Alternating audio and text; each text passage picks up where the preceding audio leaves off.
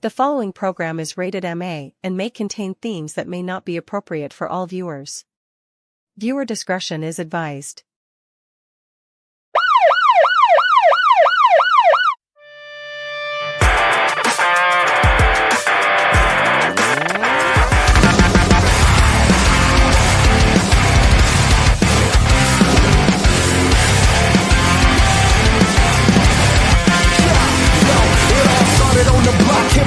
Trendsetters, the school of hard knocks and that attitude ever. Yeah, I just wanted to be one of the best. Holding the mic as I'm yelling out D-Generation X. I will remember it.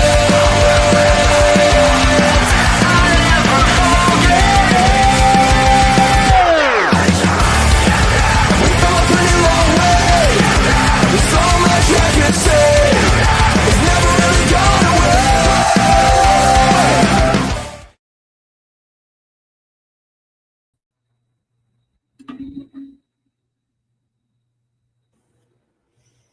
Providence, Rhode Island is the location for Raw tonight, but tonight the Raw Patrol is coming to you live across YouTube with myself and Bubba Duke running the grounds for now. As we get, there's that drone shot into the arena that I always like. Right, this is so cool. It seems like they only do this for like certain arenas that have that kind of access, you know?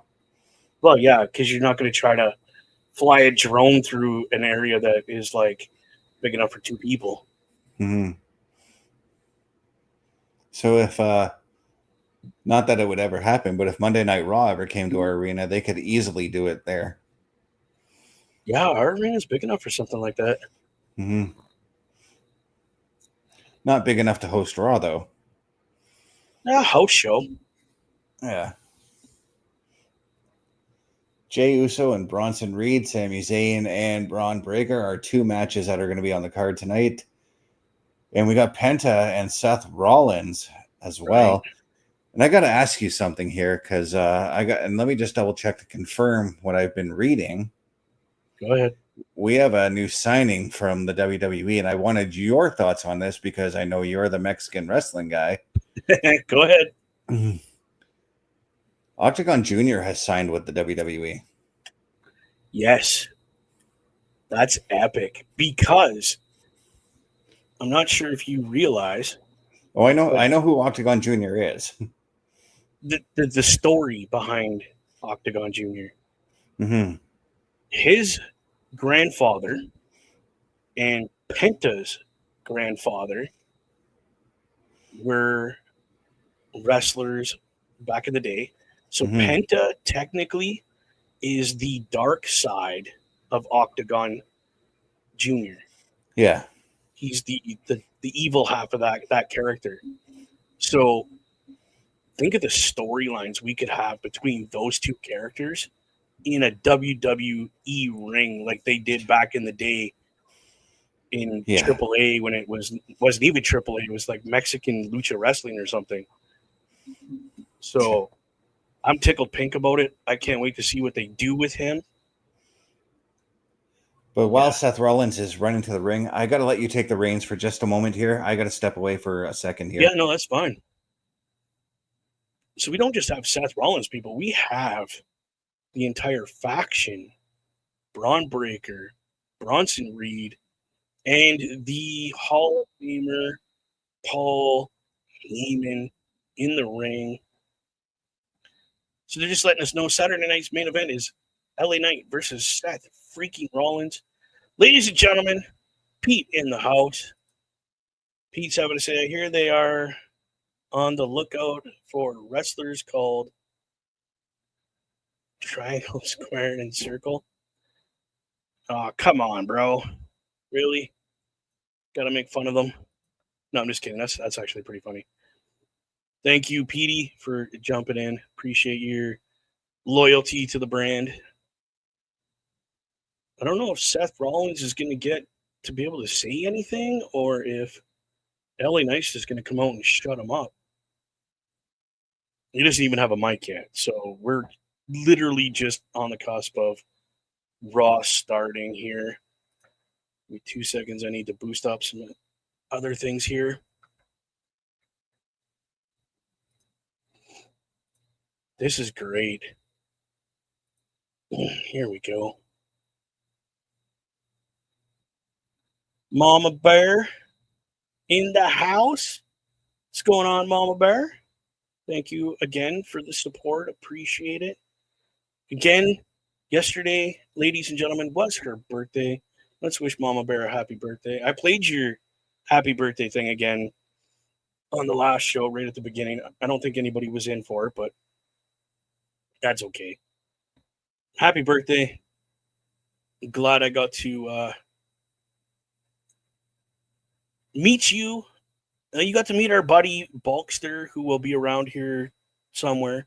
He's probably sitting up in the rafters, that guy. Oh, what's going on here? Bron Breakker taking the stick from the boss.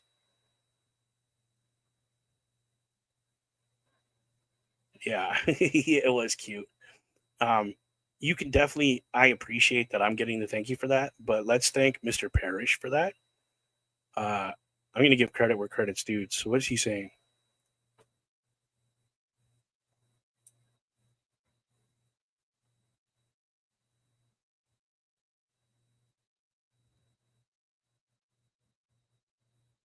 Uh-oh.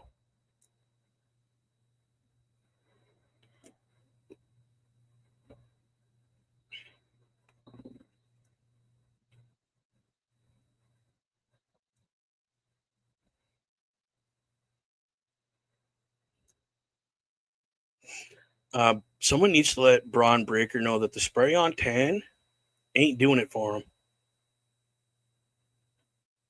He's looking like Donald Trump.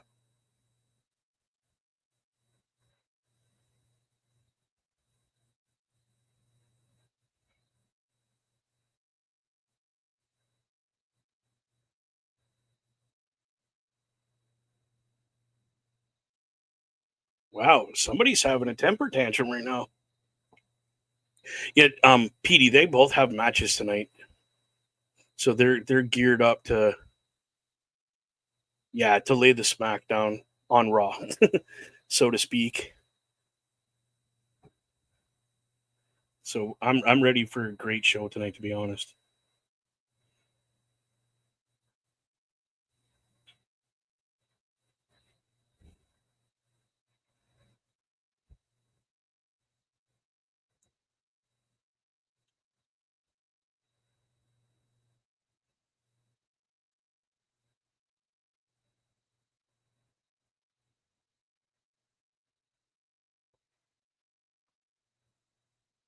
Wow. I love Seth's face in the background. This is great right now.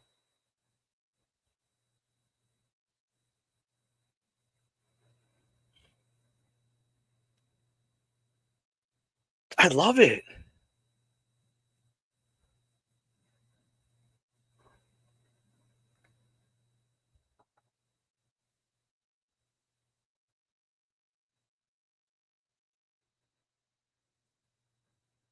He's like, go get my mic back, wise man. I love it. This is awesome. He's like, yeah. Give me the mic, boy. You're good. I think the whole group just is like, what did you just do? All right, now that you're done.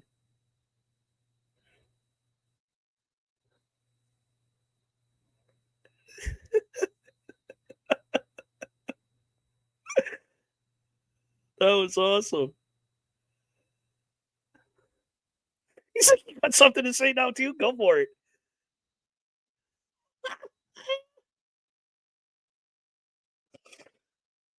This is awesome.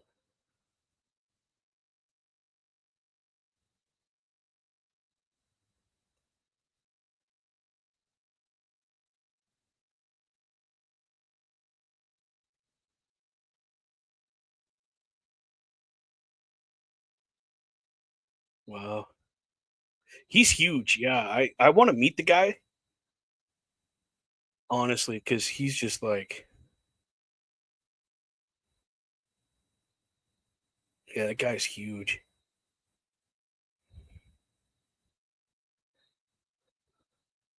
Like I thought he was taller, but he's not that tall. But again, is Seth wearing his wife's high heels? Like, we don't know.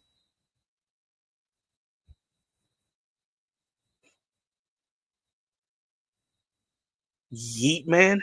They call him the Yeet Man now? There's Bulkster. How's it going, brother? Again, dude, thank you for helping behind the scenes with the locker room breakdown. Appreciate all that help you give.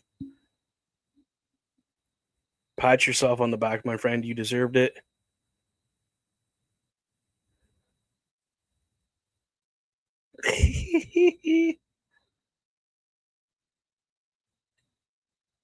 So Seth finally gets to talk now after his two minions took over his segment.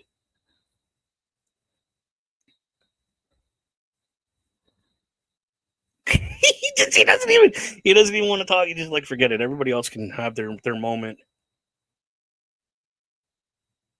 I love it. My name is Paul Heyman.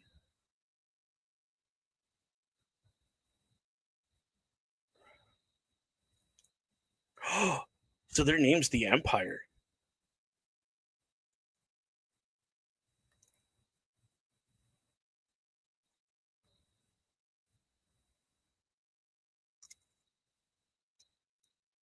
Okay.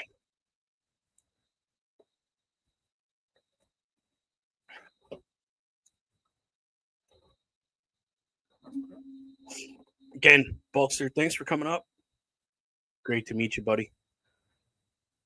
Like I said on Facebook, man, you're welcome here anytime.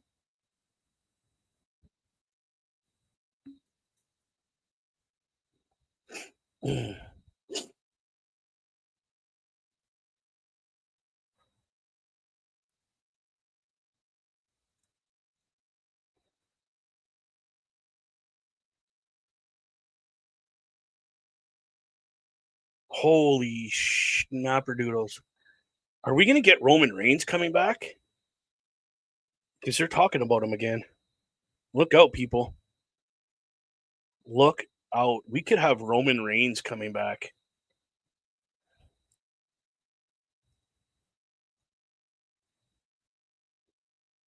Whoa.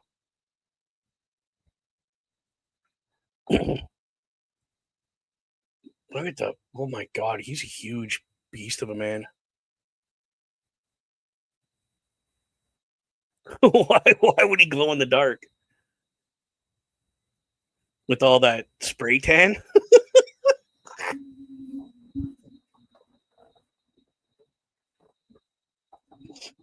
Oh, that's funny.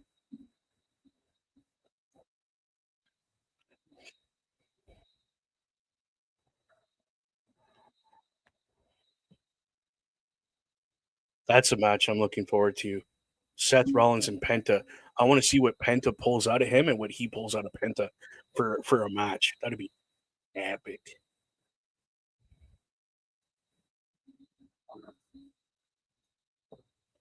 Whoa, he did a promo in Spanish.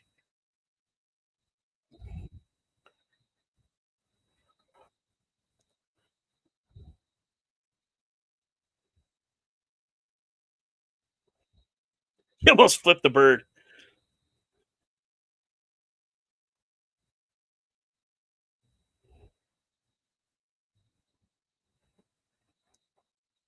Zero matter. Zero fear.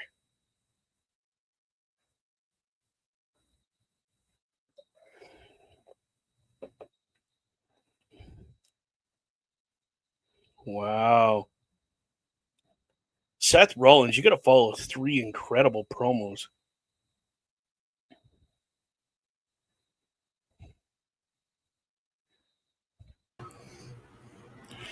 Okay, so I thought I'd wait till commercial to get back on here, but the promo's going a little bit long right now. So you can't though. With this is incredible. I am gonna do something though. I don't like being on this side of the screen. Oop. If it lets me. There we go. Yeah. And it just gives more room for this down here.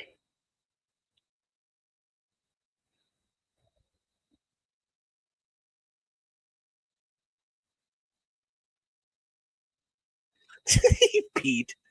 He might have. No. Seth didn't really have to say much. Just welcomed everybody to Monday Night Rollins after everybody said their piece.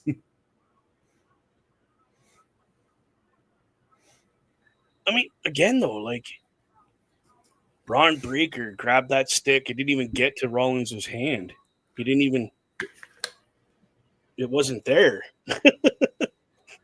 And we got another week with Corey Graves on the commentary. So he's coming back in a week? Is that what Pat you're thinking? McAfee? Yeah, Pat McAfee's coming back? Maybe. It all depends on how long he wants to take this break for, because that's where he's doing. He was getting exhausted. Yeah.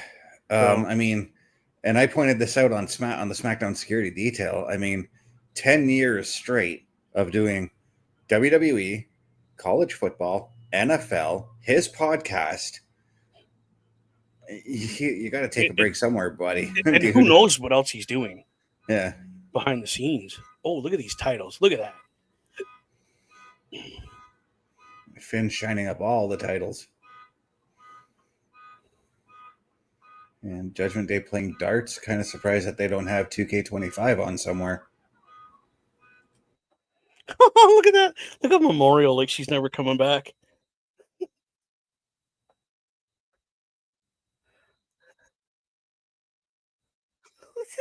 This is great.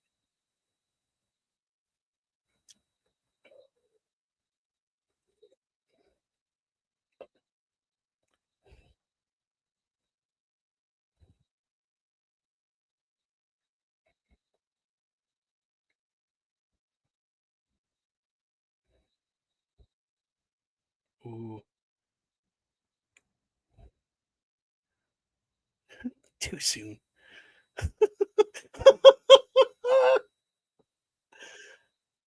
Oh my God.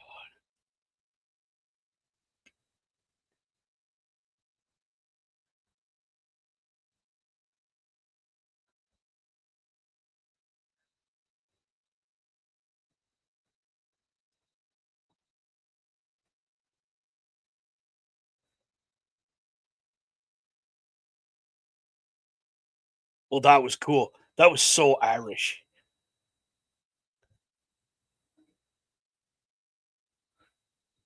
Oh my God, this is great. I love it. There's AJ hiding in the back. Oh, AJ's trying to angle to get that championship match. Well, of course he is. He was supposed to get it at Night of Champions, but Dom has a broken heart right now. Is that the excuse we're using? Yeah, that's what I've heard Dom saying. Oh, sweet. This match is first. I like it. I could always use me some Kairi Sane.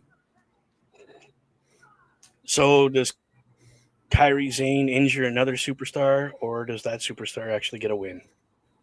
That is the question.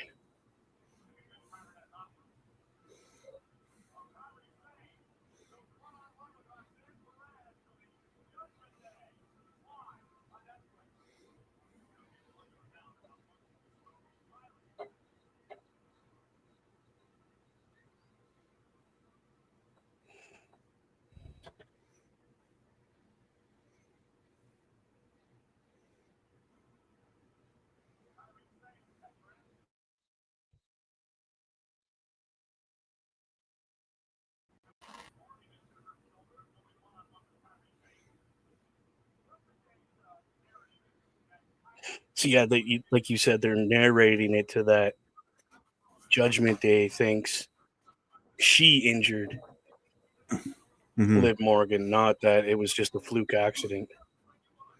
Which we all know it was, because I mean, how many times do you take a bump that way and nothing ever happens? It's a standard bump. Yeah, it's just a matter. Your elbow can move the wrong way. Your wrist move the wrong. Finger sticking out even. Yeah, There goes your shoulder. it was more than likely like some kind of like an involuntary jerk motion. And believe me, as a person with an injured shoulder alongside Liv, that happens quite frequently. Yep. I did that in football. Blew this shoulder out. Mm-hmm. Really bad. Playing football.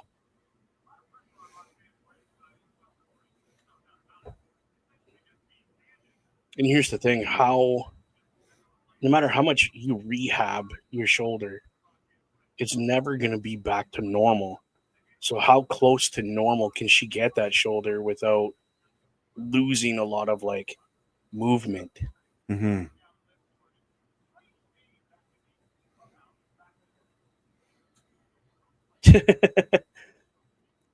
Yeah, it is. It's two with Kairi, but again, they were both accidents. So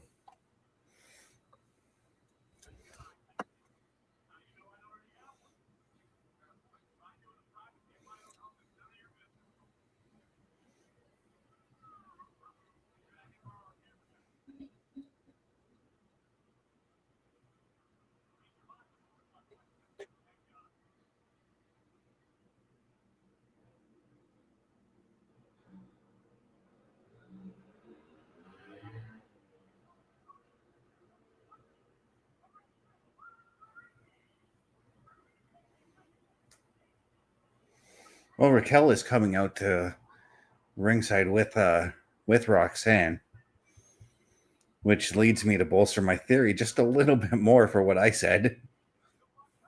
I didn't think she was going to come on. I thought she was going to be like, go out there, get your business done.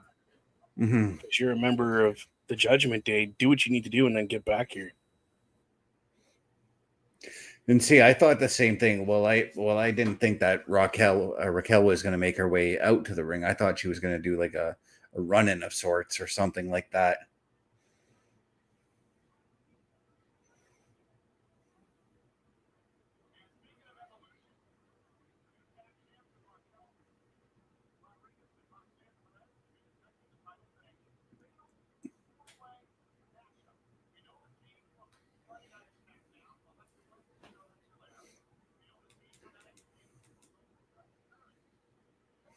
But we do know the team from NXT, the team from SmackDown, who are going to be in this Fatal 4-Way. As we got Alexa Bliss and Charlotte going to be teaming up, and Zarya and Sol Ruka from NXT to be teaming up in this matchup. That's awesome. I can't wait.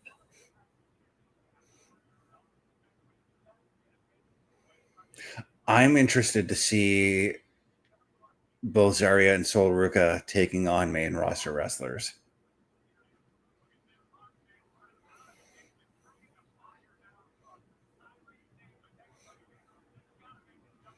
Although I'm almost certain I might have seen Sol Ruka fight Roxanne Perez on NXT.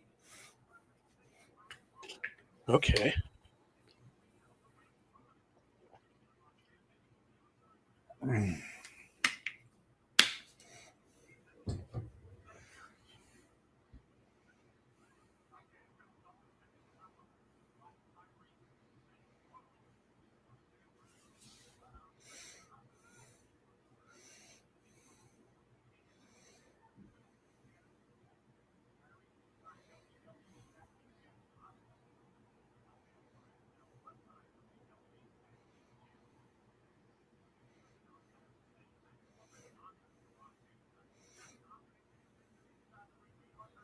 I keep forgetting that Roxanne's so short she's got to do the Rey Mysterio run into the ropes.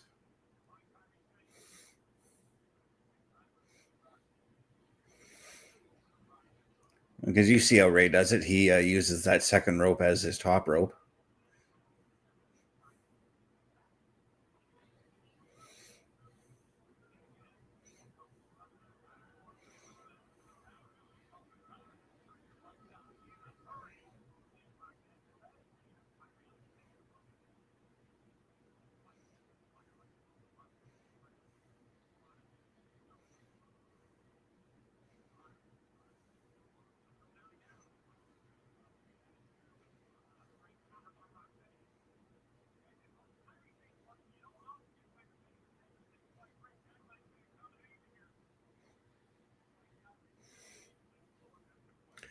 Yeah, Pete does seem a bit lackluster if it is the Bellas, because I get a feeling that Bubba, I believe you had said that there's going to be a qualifier match later on tonight or something like that, right? There's supposed to be, yes, for the Raw tag team that is going to go into the match.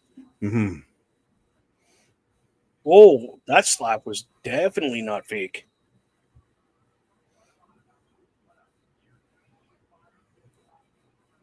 So for those who are looking for NXT The Great American Bash, it'll be Saturday, 3 p.m. on Netflix. And it'll be coming to us live in Atlanta, Georgia, from Center Stage, which carries a lot of WCW history. So I think it's smart that Great American Bash is going to be there. Whoa, that looked like it hurt. That's awesome. I love that they're doing that.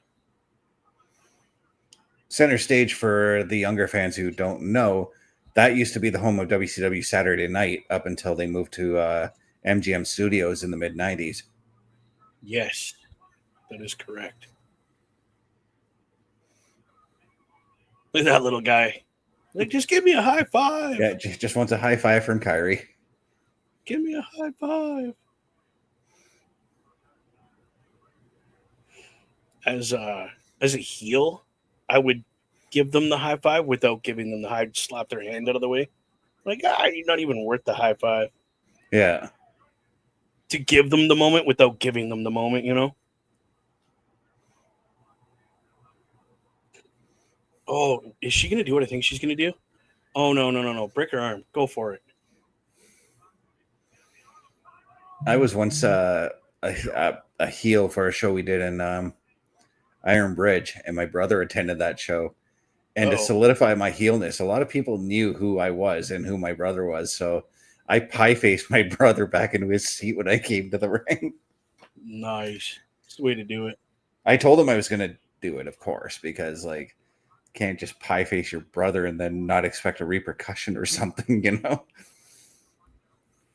Told him I'm going to do it because I'm supposed to be the bad guy, you know?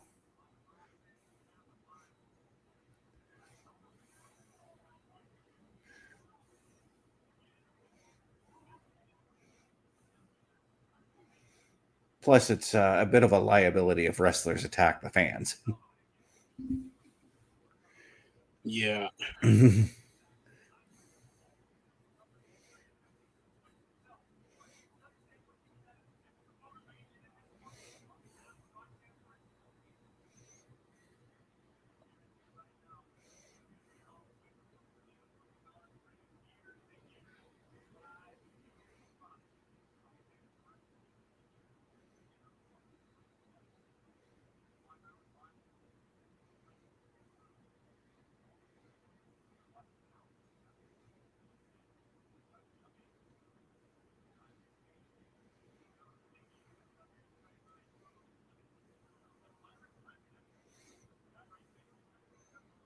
Kairi doing everything she can to fight out of that arm lock that right? Roxanne had her in.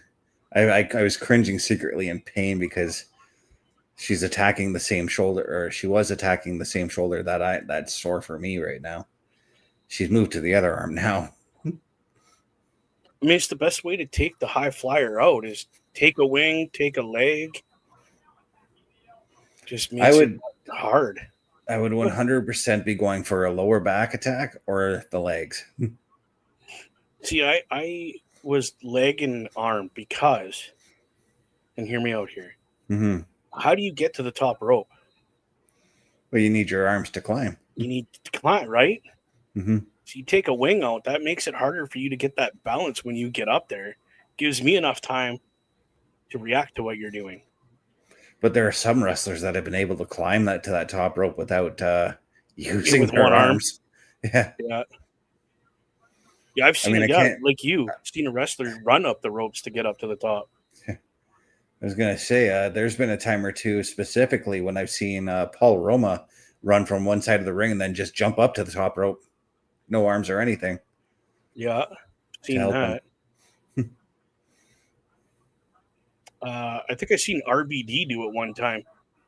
Just jumped straight up onto the ropes and then did his move over it. Yeah. Not even using his hands. I was like, holy. A lot of luchadors are good for that.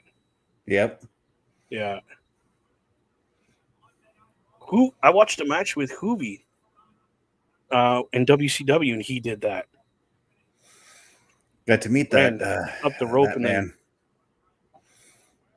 Both you and I got to meet that man. It was a very, very exciting night for us.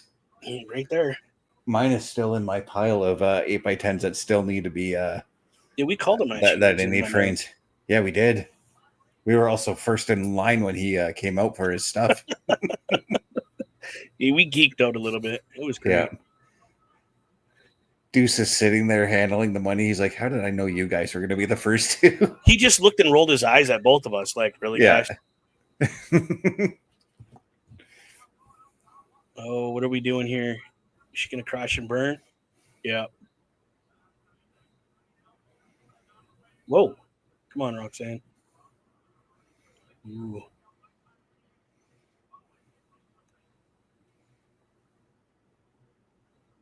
I was going to say, Roxanne's a little wobbly on her legs right there. Yeah. There's a little bit of Oh, here we go. Oh no. Oh no. I was gonna say, it looked like the knee just caught Kairi right in the face there. Right in the face. Oh no, that was horrible, dude. Hopefully she's okay. I mean, she's obviously okay. She wouldn't continue if she wasn't. Oh, is she gonna do the Penta move? Oh, she pulled a. She did the Penta sacrifice.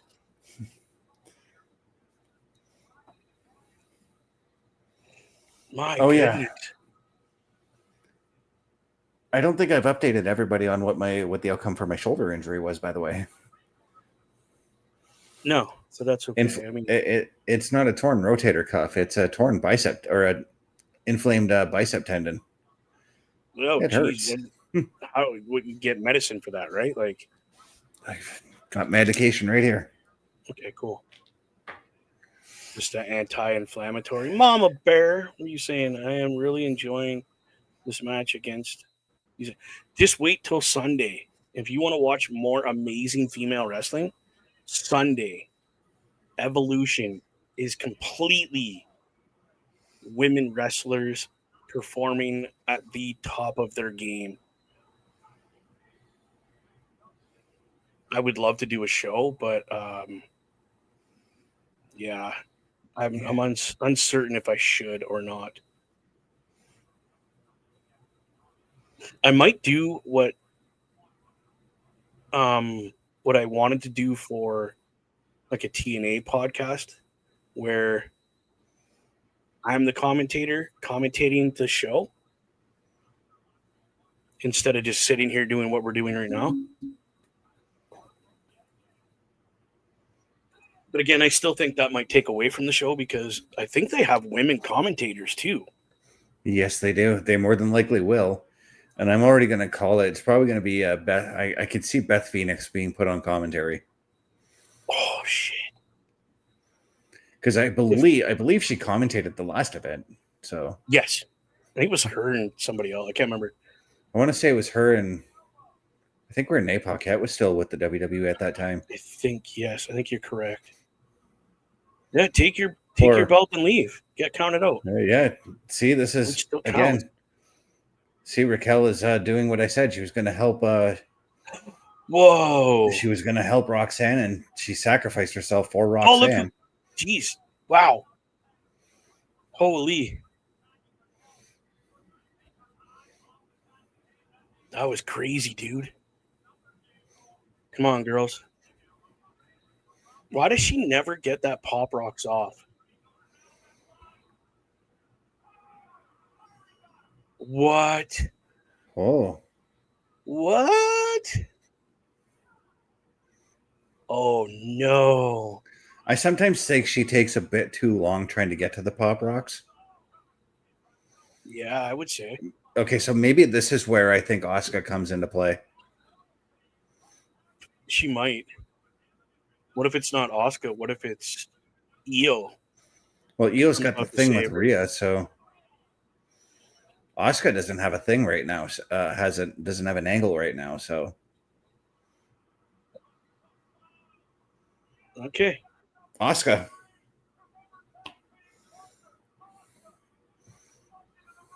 Whoa.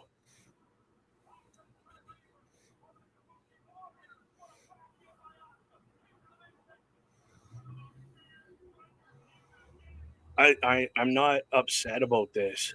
Let's be honest. Asuka's been out for so long. For her to jump into this kind of feud, dude, that's epic. This is what I've been saying. I need to see if Asuka comes back and we see the Kabuki Warriors come back. I want to see more of a bolster to the women's tag team division, because right now it's a little bit lacking for me. Oh my goodness, look at that.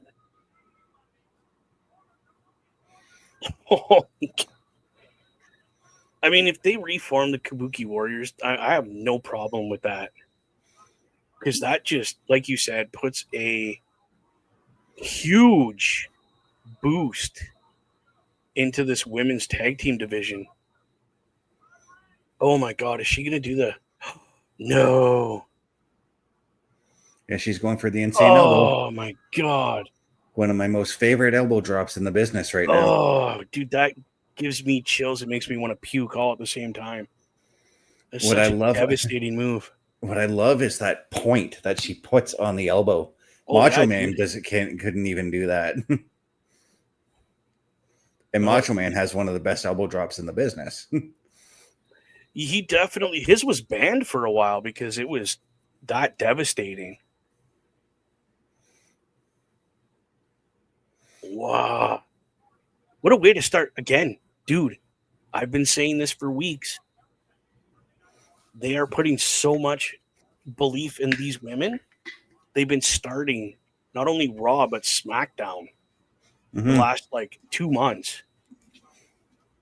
And no, it's not because of Evolution's coming up and blah, blah, blah. No, they've earned the spot to open the show.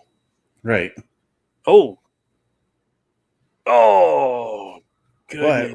But we're showing what happened with Karrion Kross and Sami Zayn last Monday. Yep. Showing that this stuff is not done with them just yet. Wow. I still can't believe he got Bronson Reed up and over for that suplex.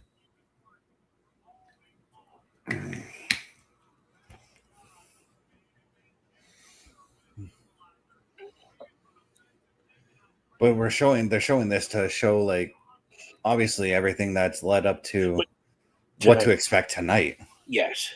Yeah, we got Jackie Redmond. Well, the NHL season's done, so she's back. Yay!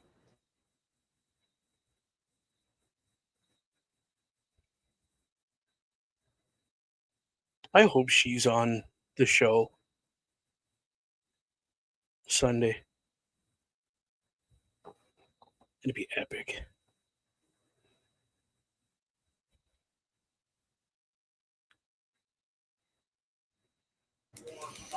Maybe she steps in and is one of the commentators. Okay. I'm not sure how she'd be able to do as a commentator, but true. I don't know how I feel about that. I like her in the back with the stick going, "Hey, what's going on with you?" Mm-hmm. But that's the thing, right? Even before the WWE, we used to watch her up here on the Score, and that's basically all she did was the backstage interviews with all the athletes on the Score, or sit down interviews with whichever athlete was in the studio, But she's good at it. Mm-hmm. Even if she's reading a script, I don't care. She's good at doing it. Whoa, look who it is. Scarlett.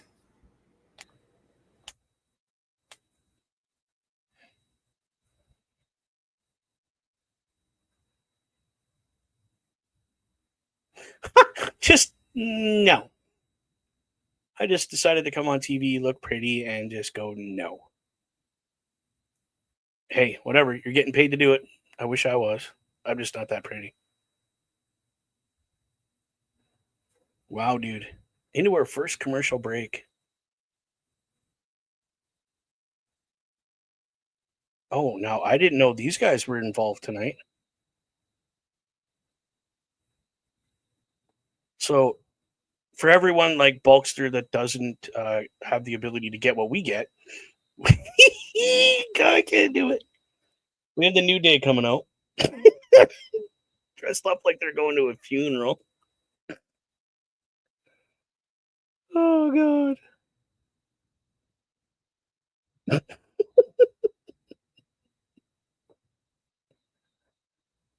Oh, God.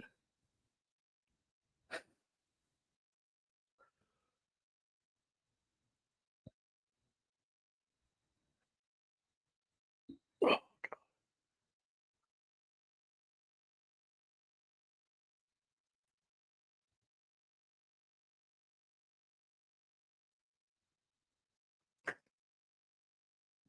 Thank you, guys. I appreciate that. Excuse me. Oh, my God.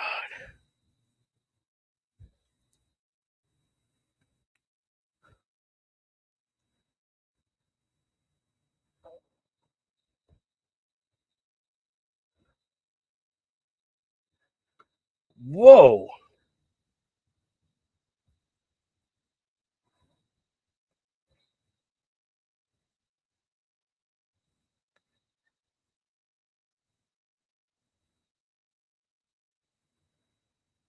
Oh, my God. I can't even look at them best. They just look so silly.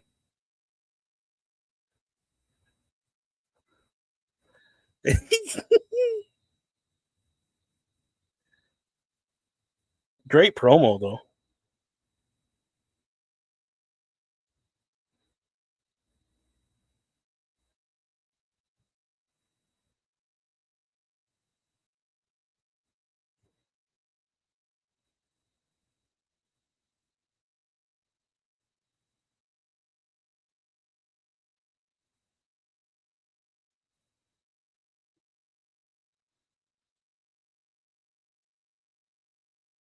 That's when I wish Big E could come back and be like, "You're not the New Day," because the New Day was me.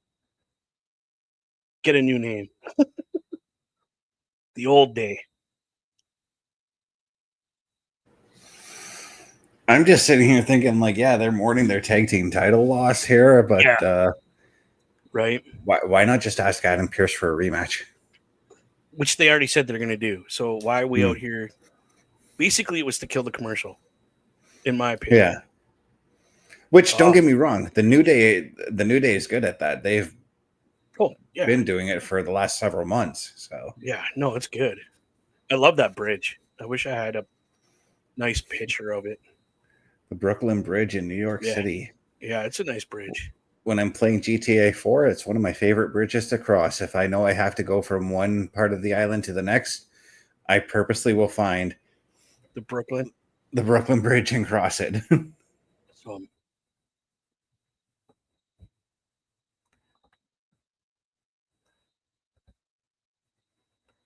Oh.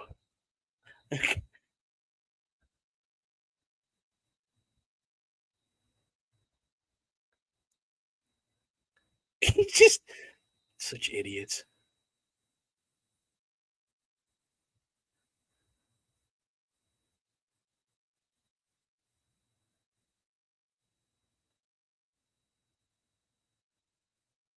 Oh, cool. Nice. So Ivy Nile is in the Battle Royal.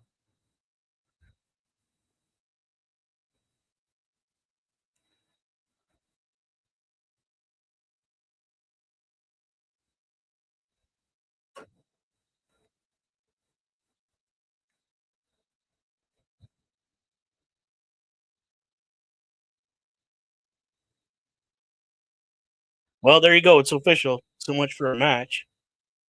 Shit. And who said it? Who said that was going to happen?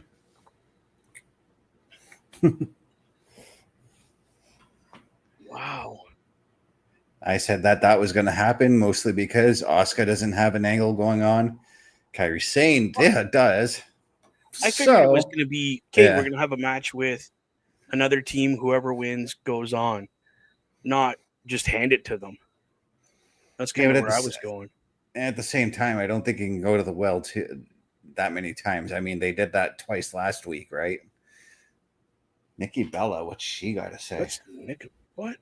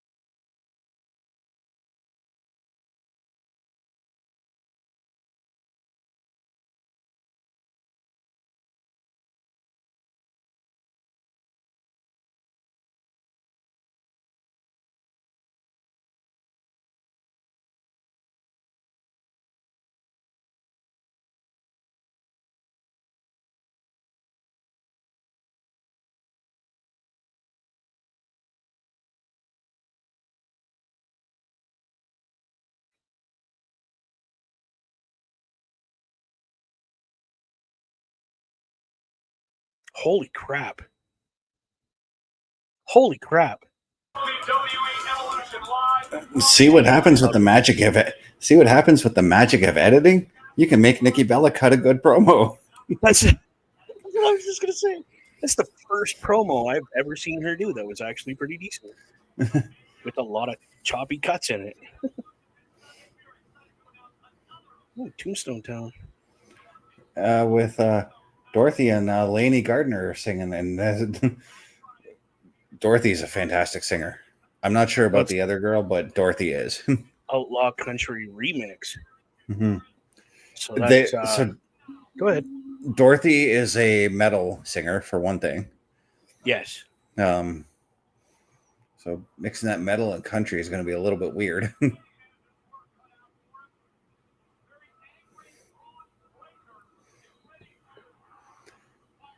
But I kind of figured that, I mean, because they had this contract with Nikki to do something at Evolution, that they weren't going to just let her go to waste and say, okay, we're not going to put you on this card. I figured she was going to be in the Battle Royal. Now, that's the question. Do you see Nikki still having the ability to go in the ring and win this? I see her lasting down to about the final 3 or 4, we'll say. Okay. I see her being eliminated right away. Oh, look who it is. Yeah.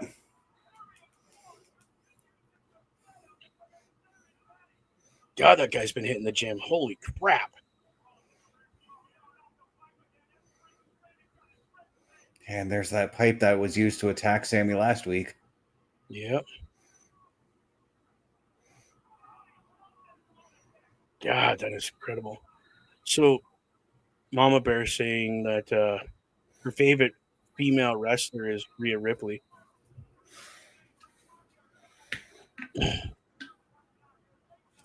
No, I think she's still referencing Nikki. Honestly, still one of her favorite female wrestlers apart from Rhea.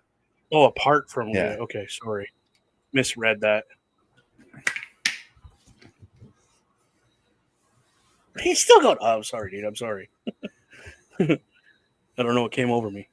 But now we got to put into question Sami's condition going into this match against Bron Breakker. I think they call the match. Yeah, but I don't think Sami calls the match. No, I think it's going to be out of his hands at this point. Because that's 2 weeks in a row now he's taken not only a shot to the ribs by a pipe, but he's been speared as well. I'm surprised he's not black and blue from his neck down. Yeah, like I said, because of the attack on Karrion Kross, I said this on the locker room breakdown and the spear last week. Yeah. And I feel like he might have taken the tsunami, but he probably didn't. Nope. But I thought that spear last week was done to take Sami off TV for a couple of weeks. We both did. I was in the same boat. I was like, well, he's out for a little while to kind of let himself recuperate before, the next major feud. Yeah, because wow.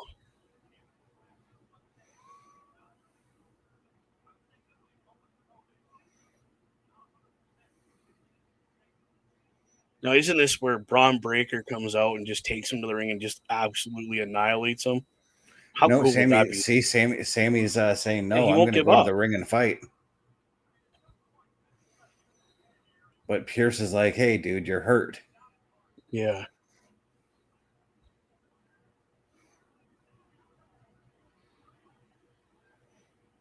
And he's thinking about it. Like, yeah, no, I probably shouldn't. Dude, if I was Bron Breakker, I'd come out there and just spear the ever-loving crap out of him. Take him out for a while.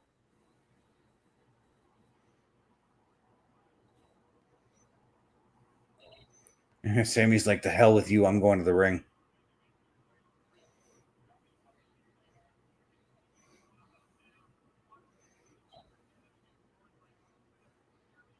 Even though you almost collapsed at the stairs there, Sami. Right.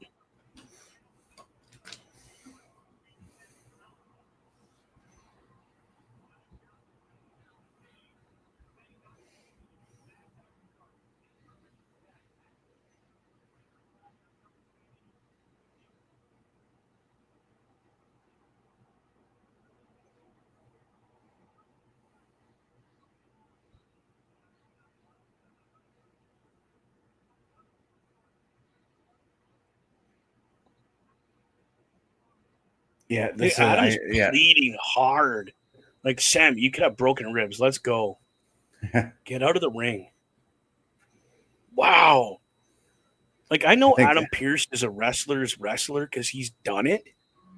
I've never seen him feed with somebody like that. Go ahead. Sorry. I was going to say, but even us as former wrestlers, we always knew when enough was enough and we had to stop, It took a minute sometimes. Hey, look, it's Hogan. I mean, I'm not going to lie. I did finish a match with a separated shoulder. I did it with a concussion.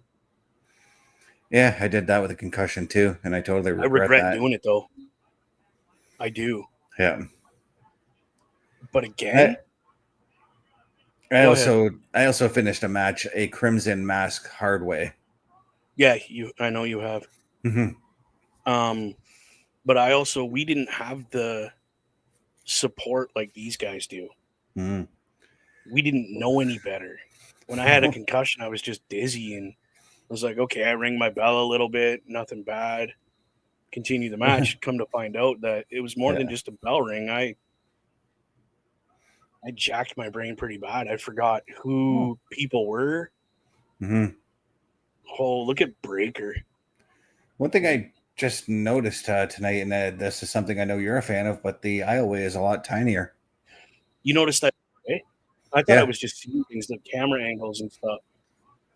Look at get that drone out of the picture. Oh, Heyman's not coming with him?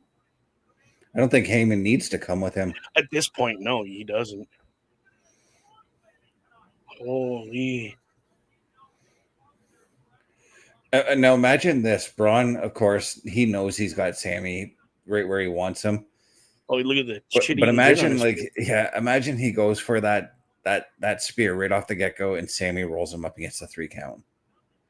Oh, wouldn't that just be the cherry on that whipped cream pie for Sami Zayn? Be like, look, I beat you and I was hurt.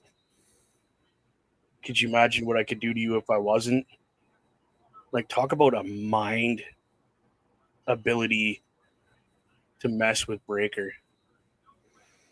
It's something that has been done before. I've seen it done before. It has, yes. Now Breakker's I think he's just overconfident. I think you're right. He's just kind of a little too. And this is what Sami always capitalizes on. I mean, look at how he beat Gunther for the Intercontinental title.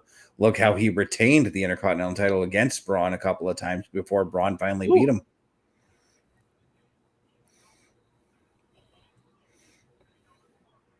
Okay, so apparently Bron Breakker is now a mutant, according to commentators. Well, he is a mutant. Okay. I mean, he's something. All right. OMD, what are you sending me? It's just general chat. I'm not worried about it. No, he sent something to me directly. Oh, okay. I thought it was news regarding PlayStation stuff because that's the reason why the one and only episode for PlayStation Showcase in July is going to be live this Wednesday, solely for the fact that the PlayStation Plus extra stuff gets announced tomorrow. So sweet. Can't wait. I've really debated about getting a PS5. I really have. Oh, look at just pulling them on the ropes. Yeah, Sami being an octopus a bit there. So much for that bandage. Oh, see, Bron, if you would have... Oh, okay, never mind. Wow. Stomach crusher, basically. It's like the code breaker for your belly. Puke blood or puke. So figure it out. It's going to hurt. I remember when Ken Shamrock used to sell rib injuries, he would do the bleeding from the internal bleeding stuff. Remember that? Yeah. Yep. The old blood pack in the mouth. Yep. I know the one time, though, it was not fake. He literally had a stomach injury and was just... Yeah, that was when Jericho splashed him while he was wearing all this hockey gear. Yeah. Yeah, they found out that he had a stomach ulcer or something? When Jericho landed on him, it ruptured it, and he was just bleeding everywhere in his belly. Oh, it was gross. Just kind of sad because we never got that payoff for Shamrock and Jericho because Shamrock was on his way out at the time anyways. Oh, Sami. Sami got a little bit of fight still in him. I'd start the chant, Sami, Sami, Sami, Sami. Oh, I started it. I'll take a credit for that one. Ooh, that had to hurt too. Come on, Sami, you got this, dude.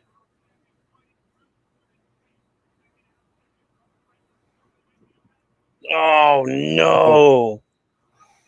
Oh no! Smart move by Sami though to roll out of the ring.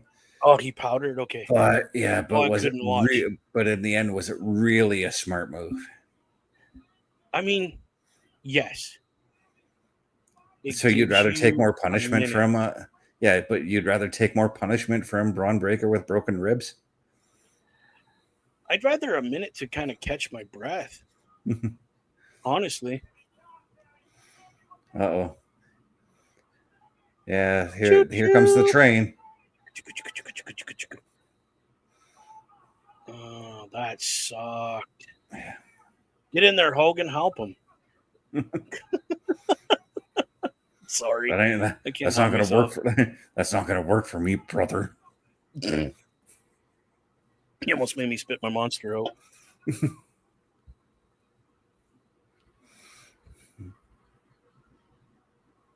Is the crowd seriously chanting one more time?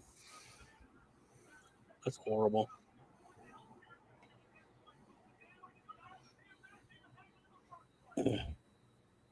Cole is just losing his mind right now.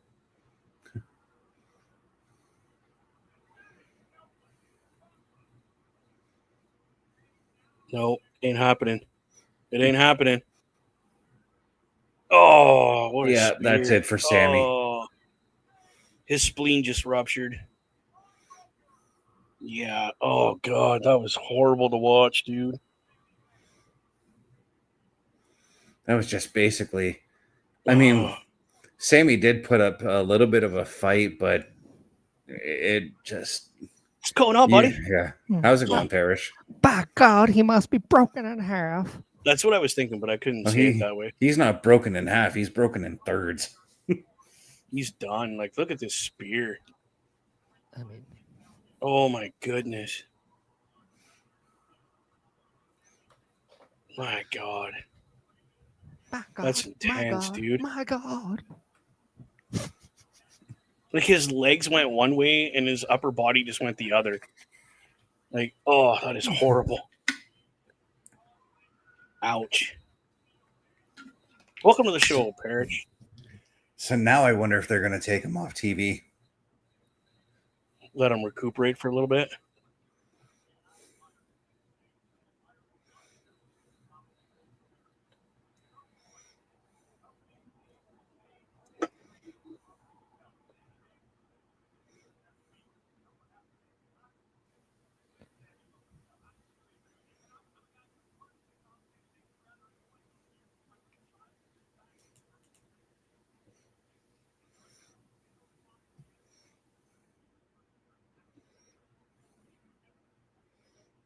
Jeez.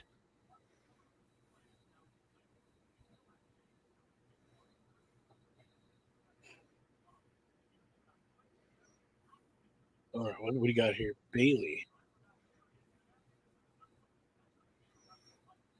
Yeah, showing the ending yet.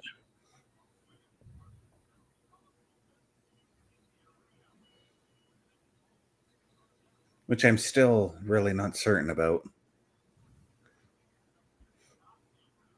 Why? I just feel like there could have been other ways you could have gone to that. But you don't want it to end.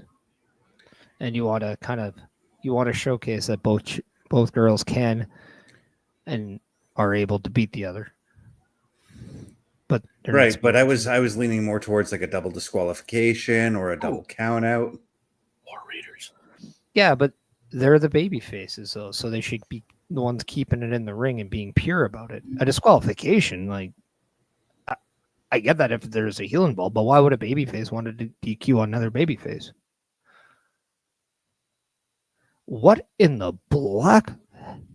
Yeah, they're grieving the loss of their titles. Yeah, that looks it. That doesn't look like a Temu version of a horrible horror movie.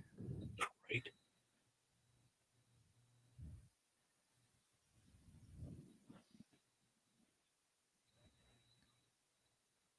Adam Pearce, nice color choice. Way to represent.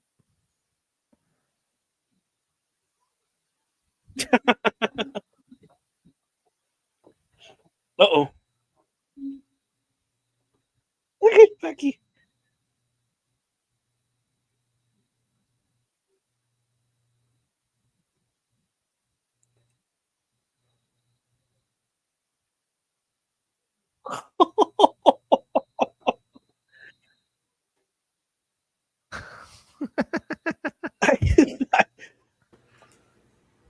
I'm sorry, but Becky is gold. No matter what you throw at her, she's making it awesome. Well, that Intercontinental Championship tends to agree with you. Right.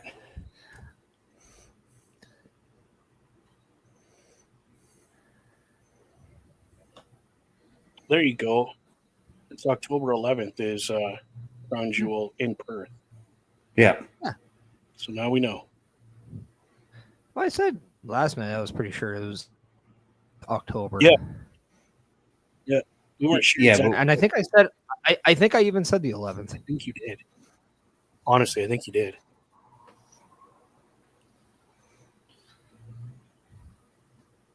JD McDonough.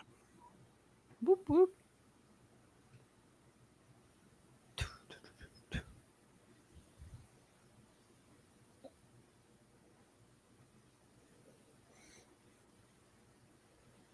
Whoa, that was a headbutt. Holy cow. They're not playing his theme song in the back. I wish they did. Oh, they did too.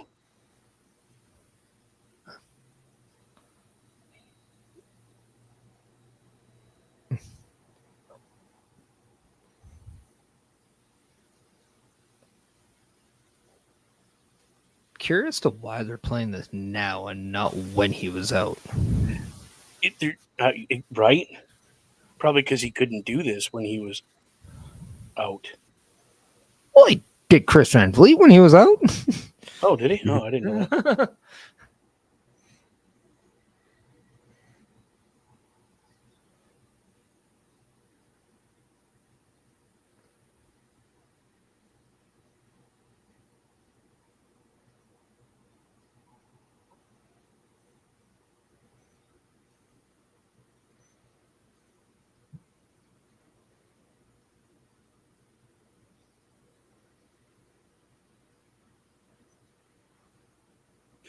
I mean, I have huge bad respect for JD, especially after what happened. Like, dude punctured along, continued the match, and then went and got help. Well, he denied the assistance at first. And then what's crazy to me is just how much that it affected Dom during the match. Mm-hmm. Mm-hmm. And he was the one who's just like cool, calm, and collected.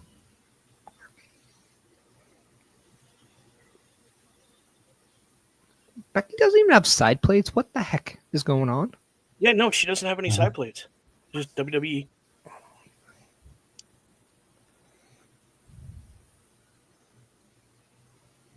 Yeah, dude, we have a huge weekend in Atlanta, Georgia coming up. NXT Great Bash at 3 p.m. Eastern Time, Netflix. And we got Saturday night's main event. That's live on YouTube for most people. And then we have Evolution, which starts at 5 p.m. with the countdown show. Jeez. All times are in Eastern times, everyone. Yes. Sorry, Eastern Time, yes. Nobody cares about the West Coast. No, we don't give two cares. I mean, we have Hollywood, all right? Yeah, right? Like, come on. Pick your battle, please.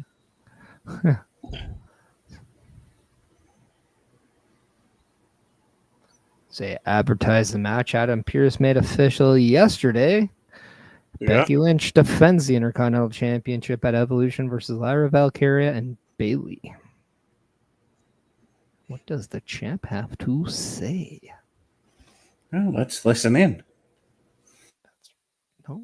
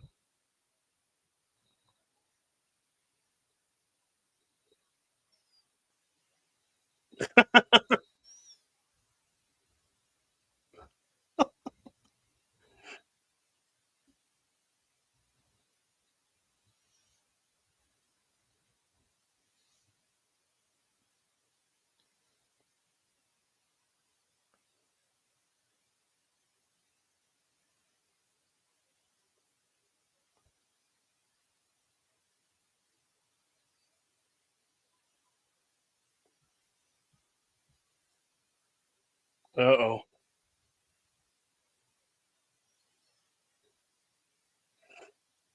Good old Bayley making her way to the ring. Oh, she's on a mission, man. Straight to the ring. Just clobber with the microphone.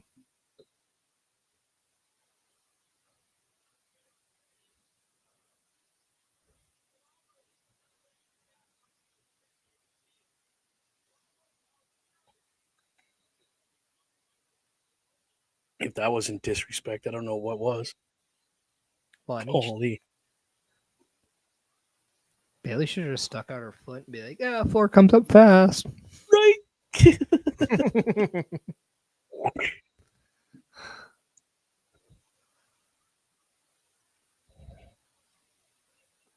Oh, Bayley's just looking absolutely. Yep.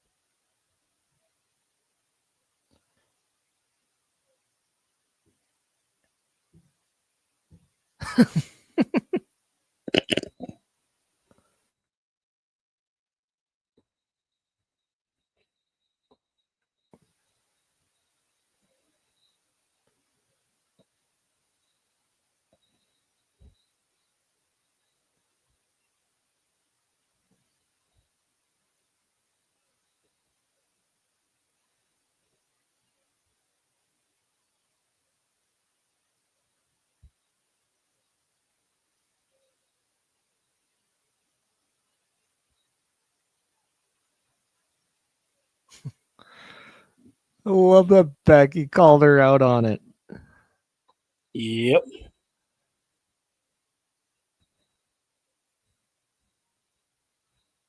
Just signs of a true vet right there. Everything counts.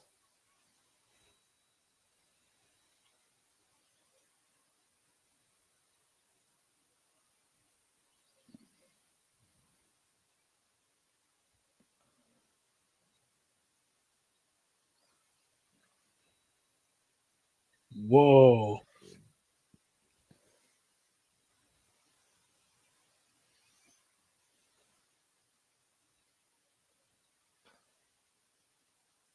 Oh, jeez.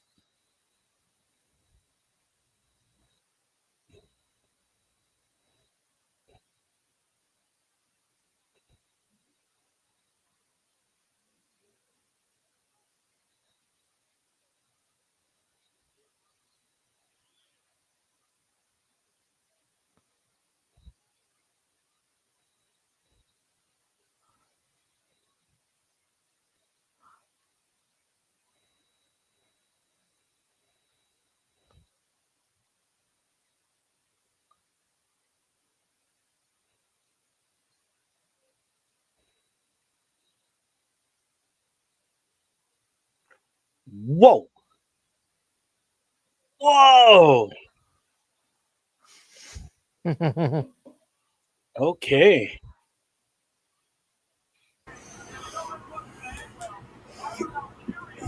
Holy.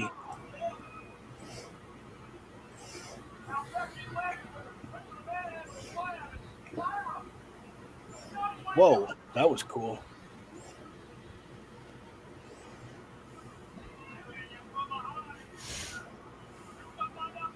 Oh my God.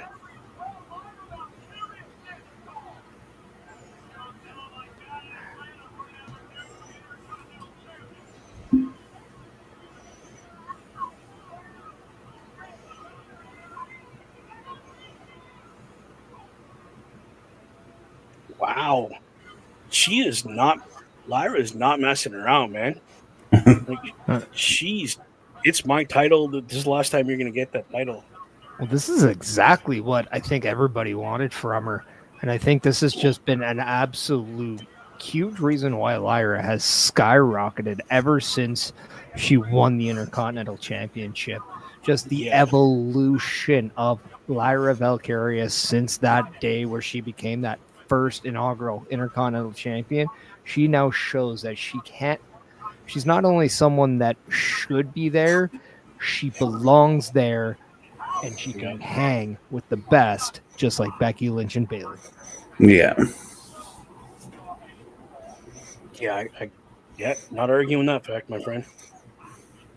It's been awesome to watch, I'll tell you that.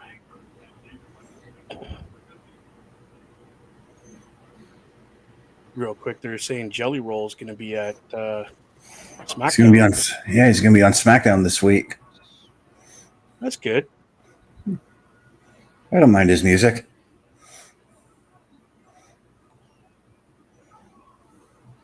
Oh, yeah. We're getting to see a recap of last week's match with Rusev and Sheamus. I'm also pretty sure that the reason he's going to be at SmackDown has SummerSlam implications. That is, I think so. The hot topic going around the last few days. Yeah, I read somewhere that he's scheduled to perform there or something like that. Oh, what a kick to the head! Yeah, we discussed that last night on our open mic night we had. Yeah, I think it's going to be more than just a performance. I actually would not be surprised if he is the guest host of SummerSlam this year. Mm-hmm. With it being the 2 nights, I think you're going to go big. It's a historic event. You have to do something different. So you do one night with him, the other night with Cardi B, because as far as I know, Cardi B's been announced as the host for SummerSlam. I think you just do it at all. Mm-hmm. You can have multiple hosts. Personally, I wouldn't even care if he just took it away from Cardi be gone. Right. Whoa. What's up?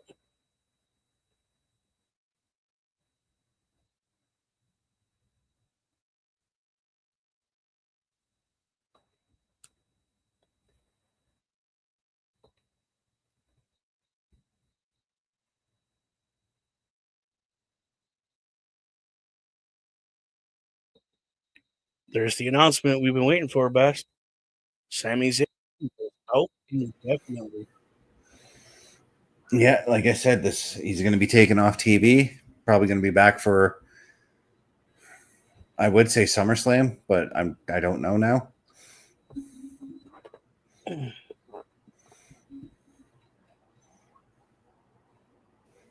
Yeah, my guess is maybe Survivor Series if they do go to the War Games, if that's the direction they go to. Yeah. I think SummerSlam's just too close, as it's about 3 weeks away now. Because the way I see it, he'll kind of want to get back and get revenge on both Bron Breakker and Karrion Kross.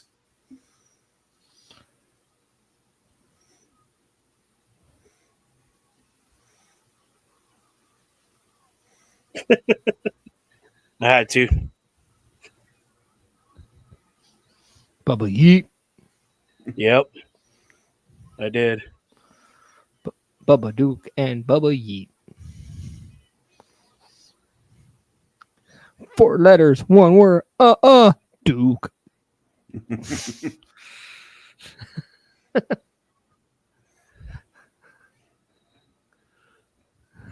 I still, and I know I say it every time.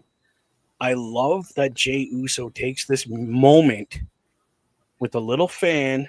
Is like, little buddy, let's yeet, and they have their moment, and I love it. Oh, he almost didn't want to high five the guy with the Pats jersey. That's fantastic.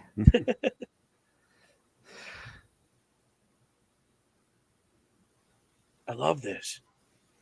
It's almost like Bret Hart with the sunglasses giving it to some random kid at ringside, you know? Right? Also, like Rey Mysterio with his mask, how he single out the ones that wears the Rey Mysterio masks and has that moment. Yep. Did that with my brother at a house show. Yes. I was watching a thing with Rey Mysterio, and someone asked him, "What are you saying to these kids when you're having that moment?" And he's like, He's literally like, I asked him, "Are you ready to win? Are you ready to be a winner? Are you ready to do this?" And the little kid, "Yeah, let's do it." And he gets pumped up with that encouragement from those little kids just by having that moment. Because I'll be honest, when you have that moment with a professional of any sport, you get that moment with them, everything else just stops. You don't. Nobody else is there but you and that person in that moment. It's great. Yeah. You remember those things for a lifetime. So, Bulkster, we are still on commercial. We're just getting on commercial break, and we're still. Okay. Did somebody say yeet minutes?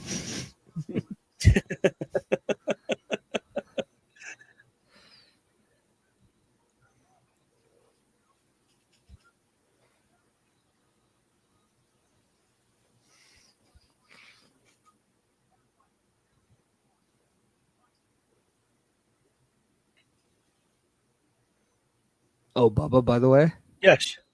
It's now becoming like a good dark purple. Oh, no. It's good. Oh, no. Wait till you get that yellow in there. That's when you're like, oh, dude, that sucks.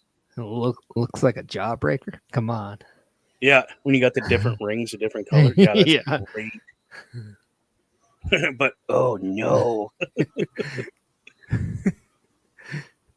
It's nice because it's like on the whole side. Like it's like the meat part of my side of my leg. Yeah. Right? Yeah, well, that's right where you hit, too. So, I mean, like, it's going to get some funny colors, my friend. Just to clue you in. Yeah, it sounds stupid. No. I have a gigantic bruise on the side of my right leg. I kind of gathered that from your match on Saturday. Yeah. Well, I watched it, but I didn't have the audio on. And Paris was like, dude, did you hear that? I'm like, no. So we watched it, and I heard it, and I went, whew. Ooh. That one hurt. Even me. Yeah. It's real to me, damn it. All right, boys. Who's winning this match? Bronson Reed or Jey Uso? I'm going to go with Bronson Reed because I have a feeling with Bron Breakker winning, I think this could be a night for the group. Yeah. And just to get them more heat, get all that going, and then it makes them look more indestructible, especially. Yeah. This is how dangerous they all are as individuals, and when they're together, they're even worse. You're going to run it one more time. Got 30 seconds. Let's go. Best, I know I asked your opinion on the locker room breakdown, but I'm going to ask it again.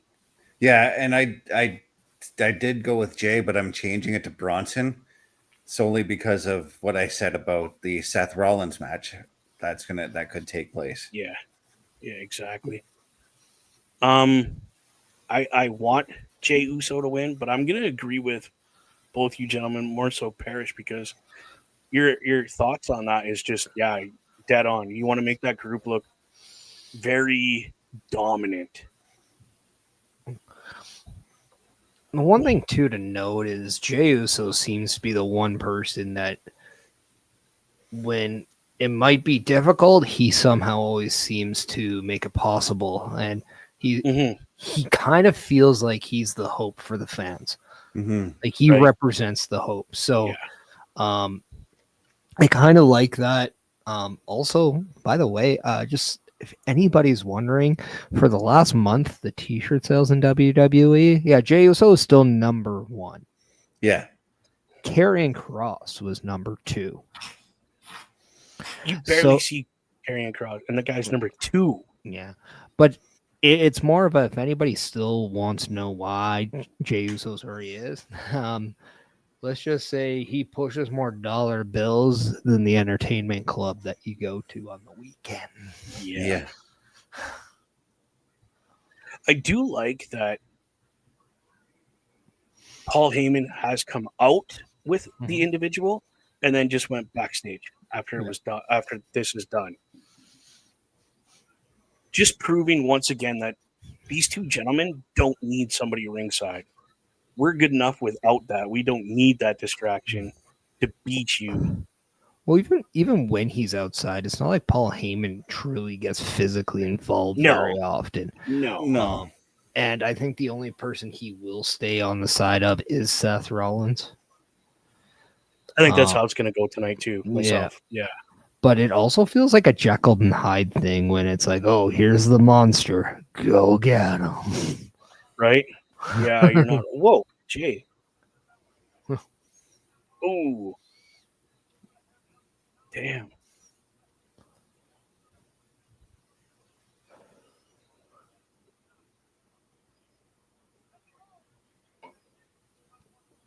Wow. Yeah, you can't do that with a big man like that. Oos. Oh. Yeah, the Vader splash. I like the body avalanche.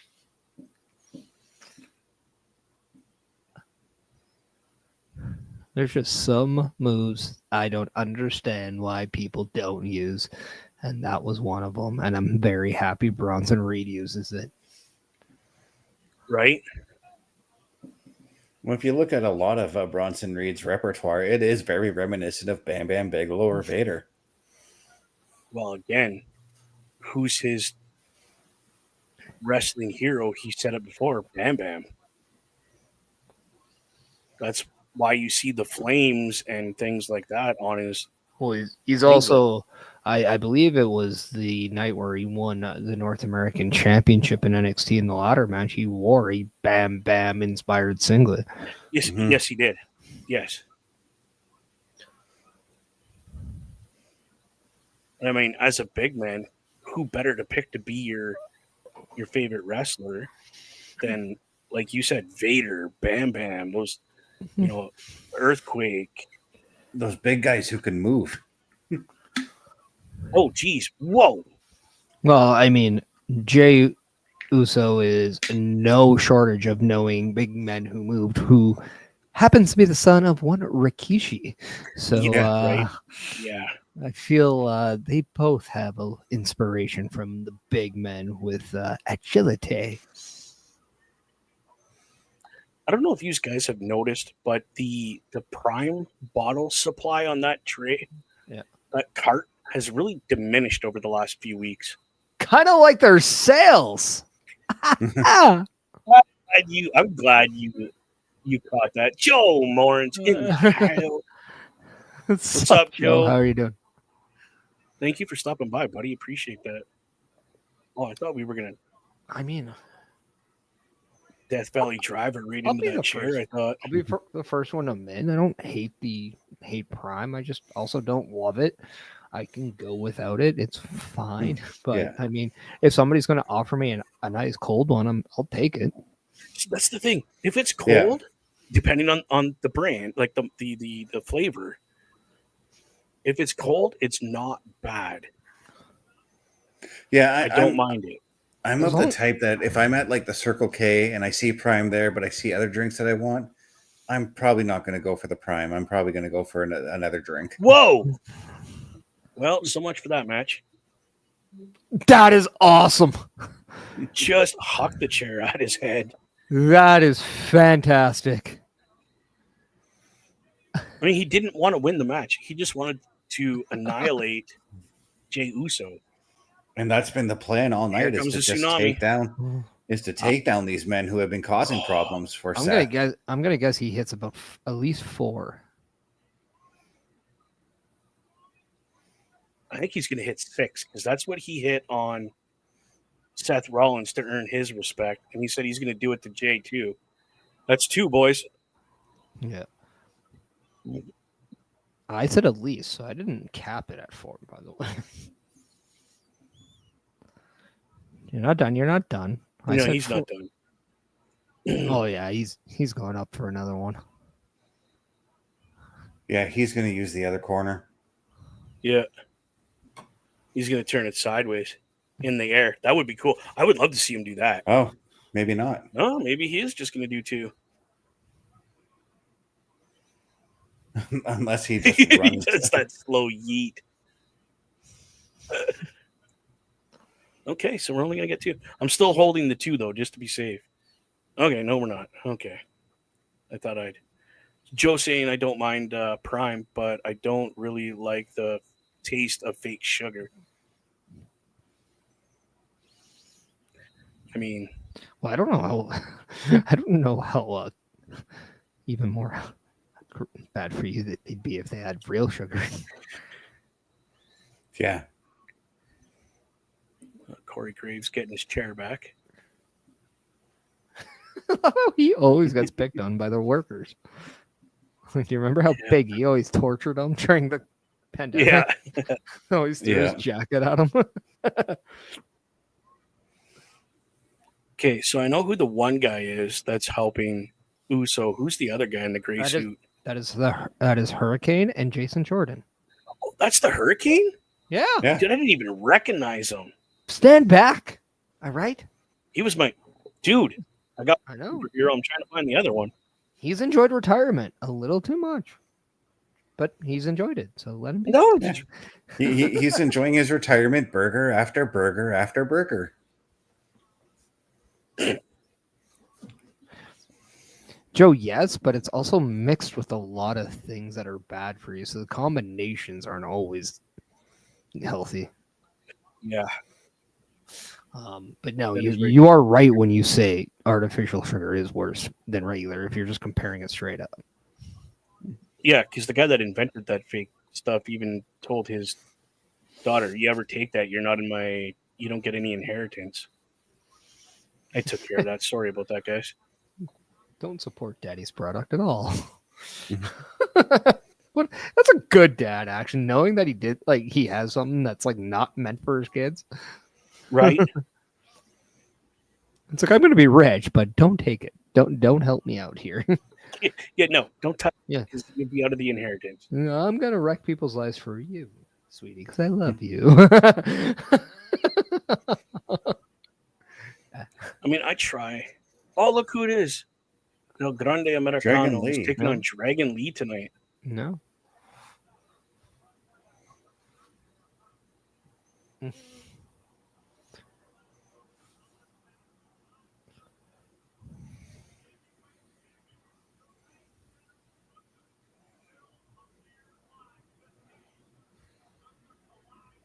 Yeah.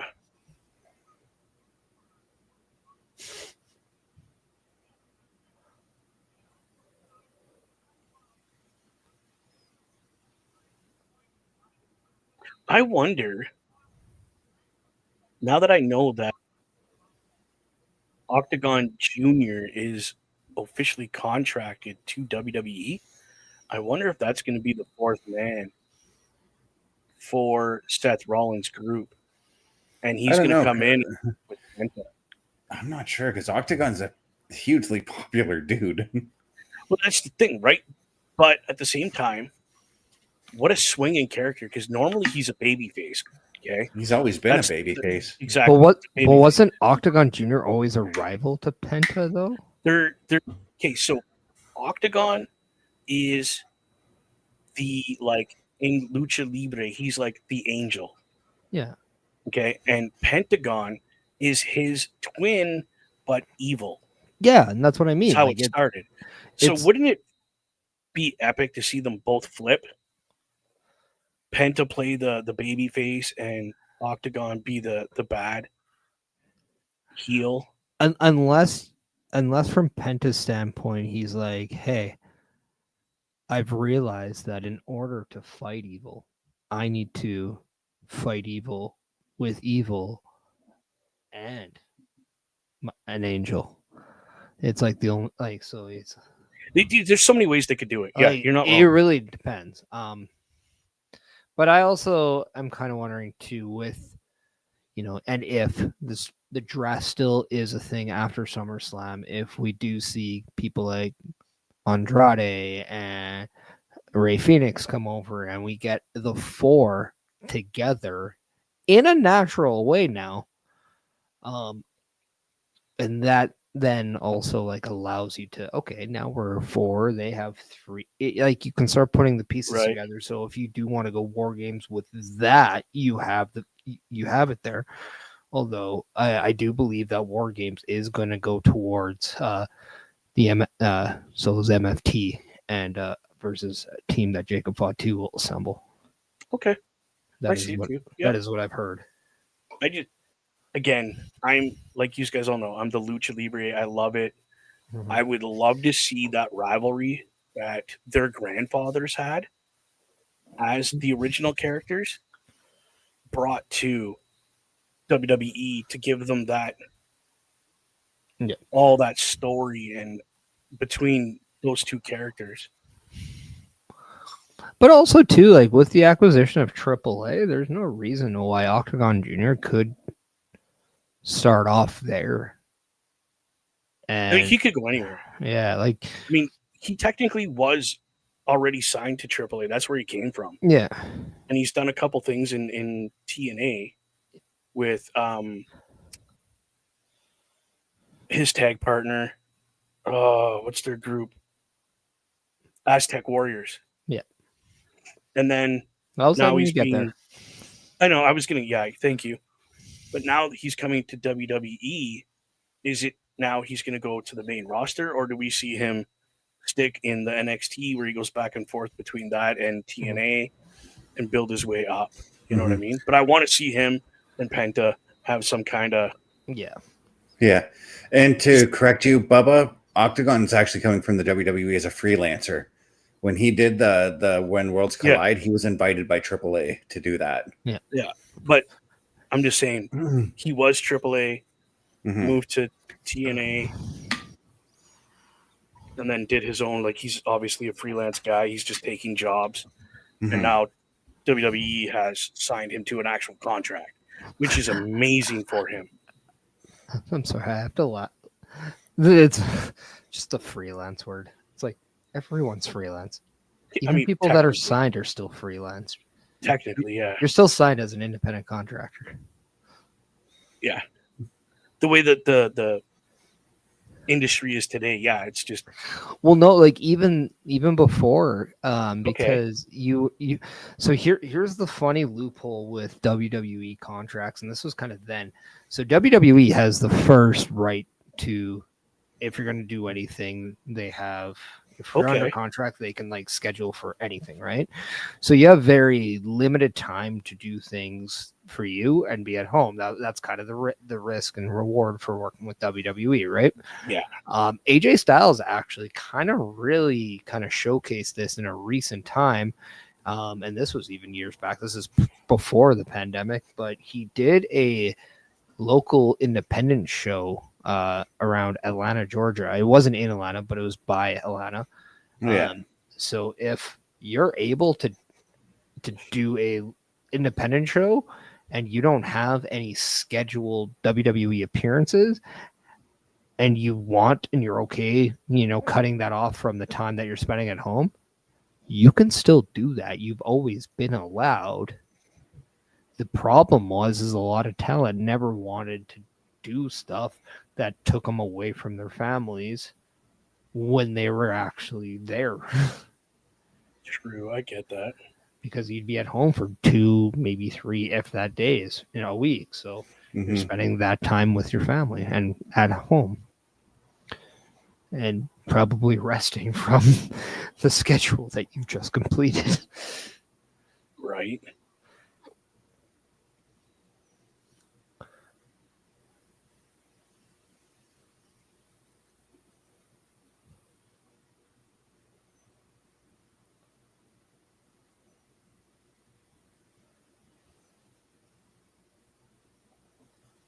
But yeah, AJ Styles he had mentioned that in a podcast years ago about how that actually came to be and how he was able to do it. I thought that was really interesting. Also, can we say the graphics for Evolution are absolutely amazing? Right? Yeah. Like,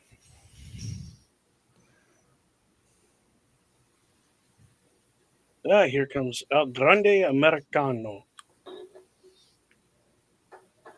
and I love how it's like a Mexican spin on Yankee Doodle Went to Town as his theme song. Oh, this is awesome. I love it.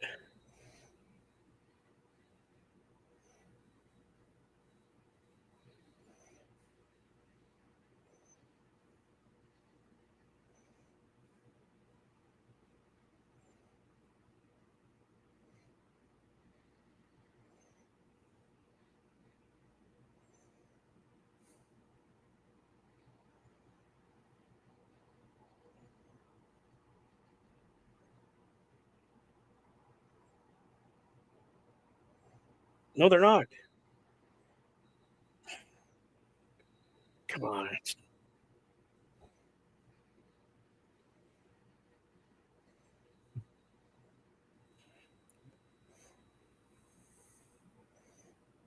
El Grande Kaiser.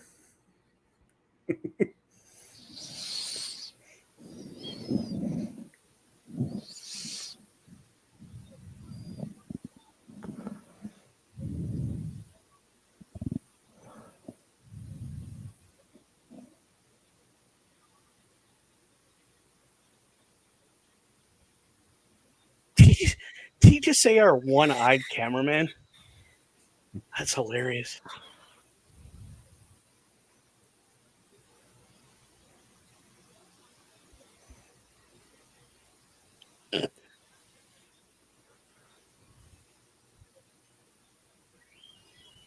It's awesome.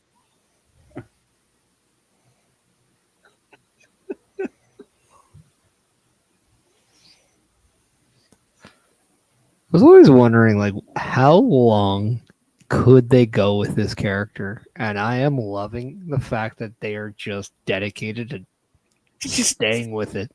Right.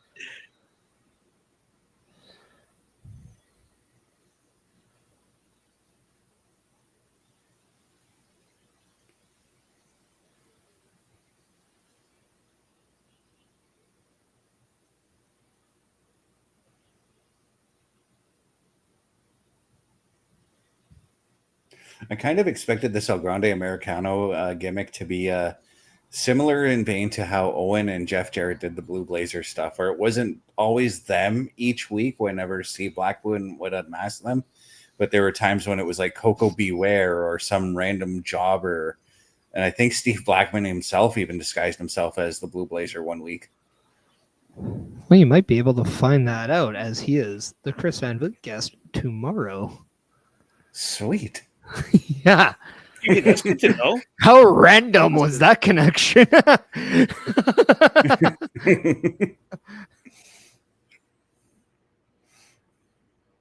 It was one of my favorite Steve Blackman storylines. So Chris Van Vliet said he's like one of the most requested interviews too.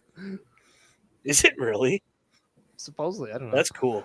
That's Peter saying, "Oh, hail Ludwig."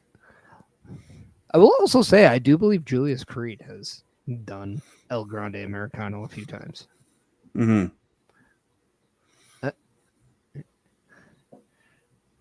In fact, I do think Julius Creed was El Grande Americano during the Money in the Bank ladder match. I believe it. I believe so. I'm not sure about that. Oh, that felt good. My stomach just rumbled.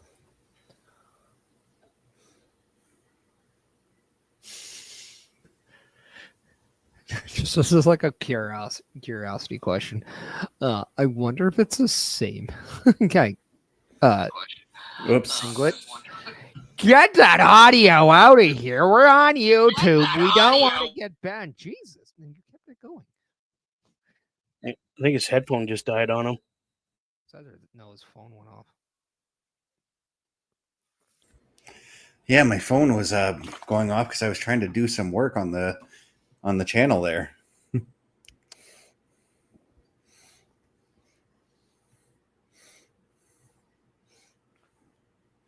Rule number one, people. If you're on YouTube, just take your volume down on your phone. Because YouTube likes to go meh, meh, meh, meh, meh, meh, meh, meh, anytime they don't get what they want.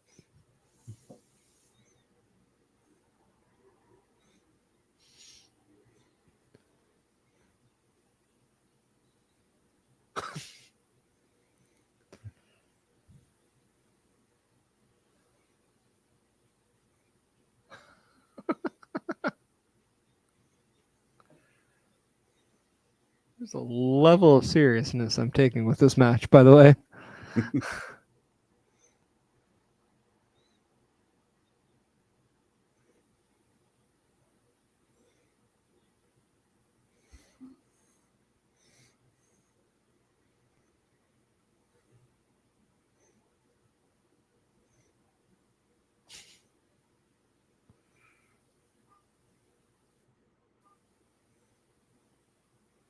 I sort of get the feeling that the El Grande Americano gimmick is going to be this generation's Doink, because everybody played Doink at one point or another. Steve Austin didn't. This is now could be a thing where I just start running down people who didn't. Sable didn't. She could have. We would have We don't known. We would have known.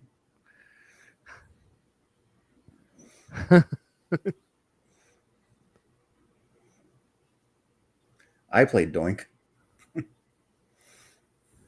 You guys don't own the name to Doink.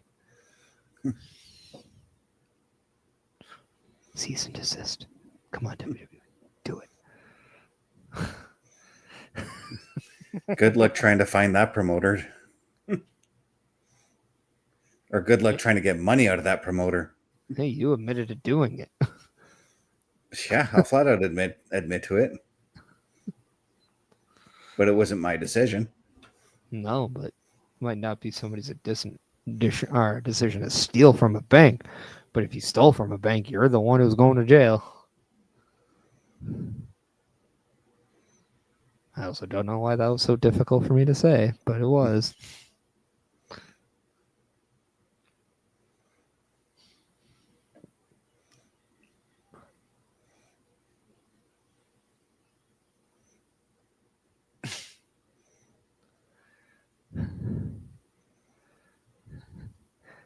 We need to get those flooring mats where I wrestle.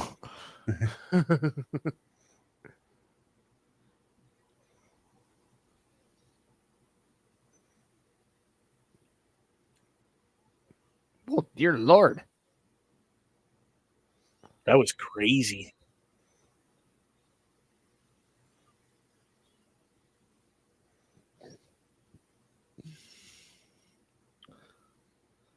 Well, I thought they went slow-mo, but they didn't even let it finish. Yeah. Just halfway through the bump, go to commercial. I just wanted to go slow-mo so I can go da-da-da, da-da-da, da-da-da.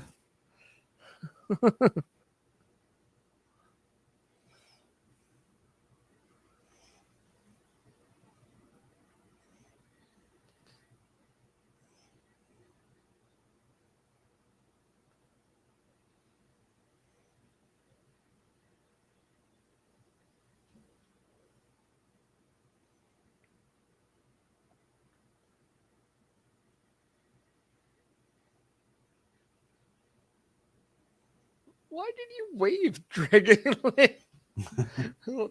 Did anybody else see that? I think so. El Grande puts up the 2, and then all of a sudden you just see like Dragon Lee's hand also like go up, and you're like, what is going on?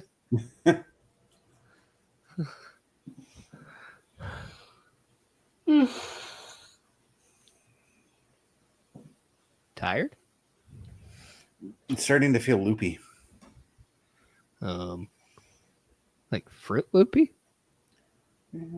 Starting? Yeah, I had 7 vials of blood taken from me today, so had to go for a blood work appointment this afternoon. What a vile thing to do to someone. Dun dun dun.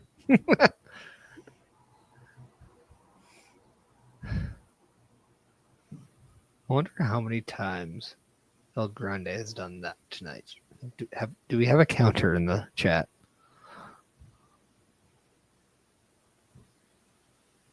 I mean, I could run back and check, but I think we're at like 7 or 8 right now. I'd say we're probably double that. Like he did about that many in his entrance. I mean,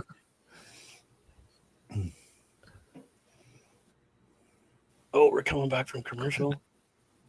Yeah, go for the mask. Go for the mask. You just come back and you just see Dragon Lee's face. Like, Hal, this is what you missed.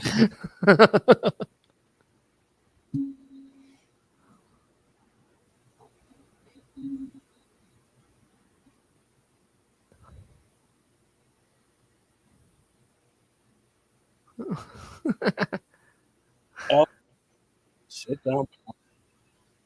Power bombs. Compliments of Captain Insano. Captain Insano. Oh my God, I haven't heard that in a while. It's been probably about a week for me since I heard Parrish mention it. He's all elite now. No more BS. All elite. Wow. Paul White may have brought him back. For real. I don't know. Maybe. Duke can barely move when he's in the ring again.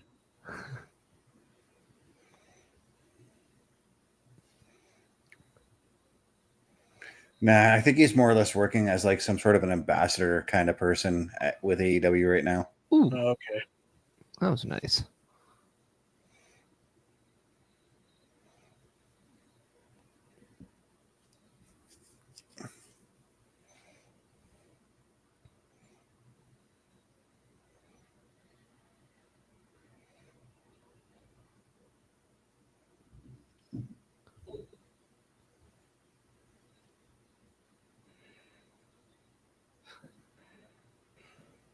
Whoa.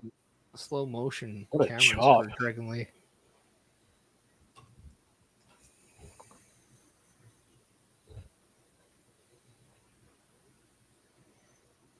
What in the world? It's a neck breaker, man. That was cool. Very egotistical cover.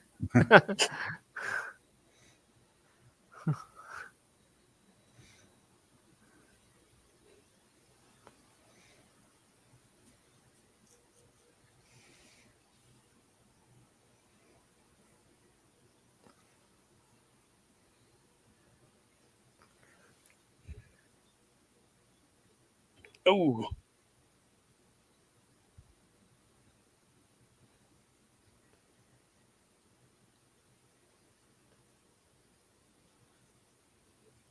Jeez.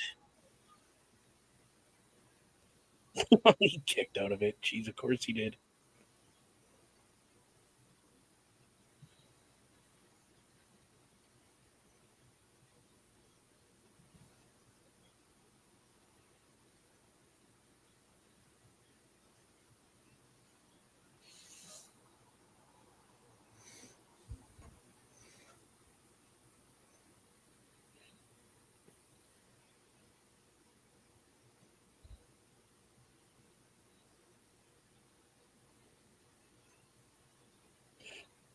Oh, what a headbutt.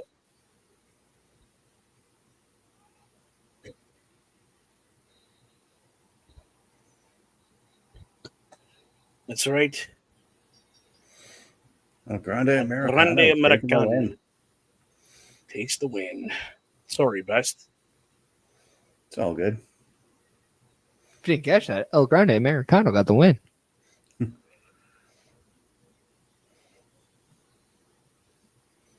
That's awesome. I literally thought he was just adjusting his mask there when he slipped that metal thing in. Because he's been doing that all match.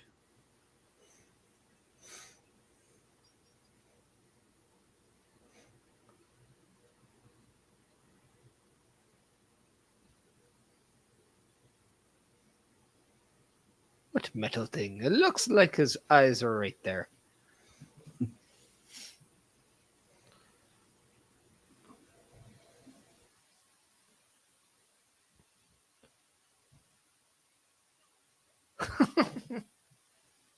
Hi.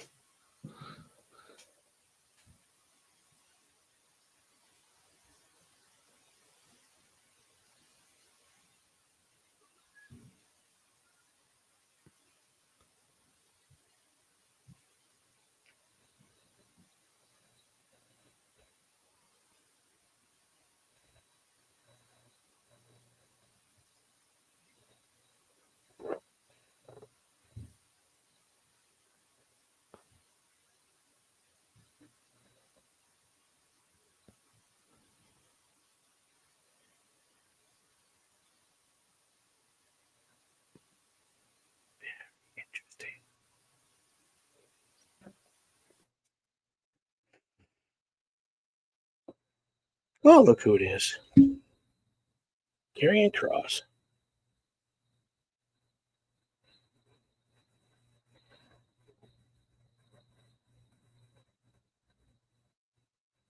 Nice little reaction. Yeah.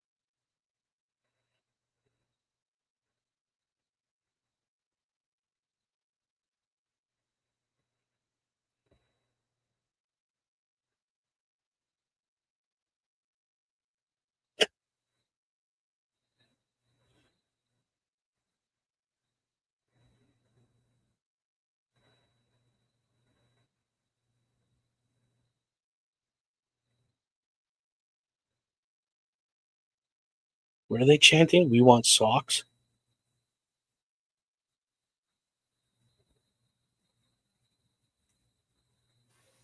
We want Cross. I know, I was being a smart butt.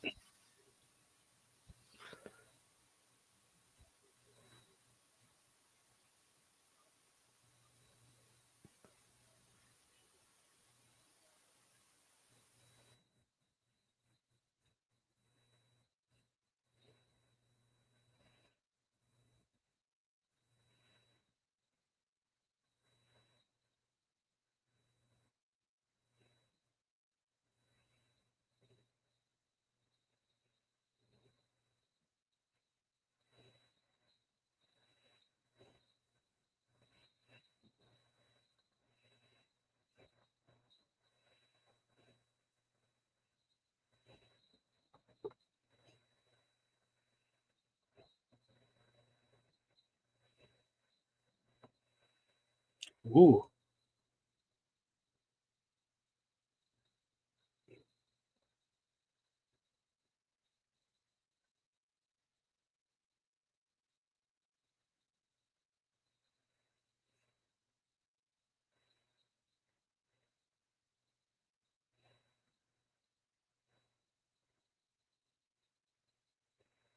Get the cut from that real quick. They were probably like saying, okay, anytime now. Right.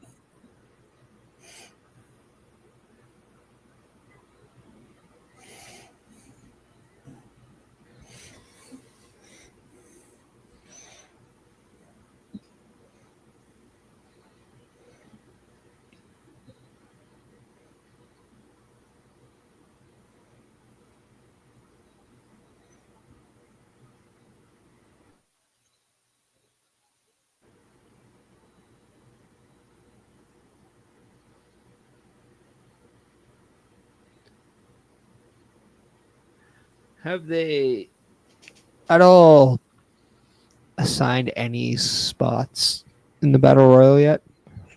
Just Ivy Nile. Yeah, Ivy Nile so far. Oh, and Nikki Bella. That is correct. Yeah, I forgot about her. Damn.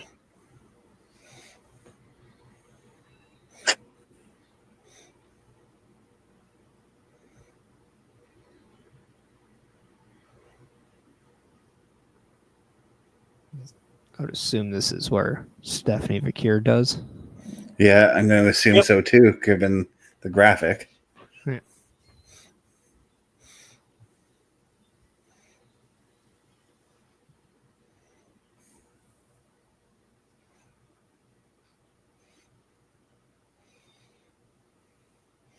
And tomorrow night, Ava's going to announce who from NXT is going to be in the Battle Royal.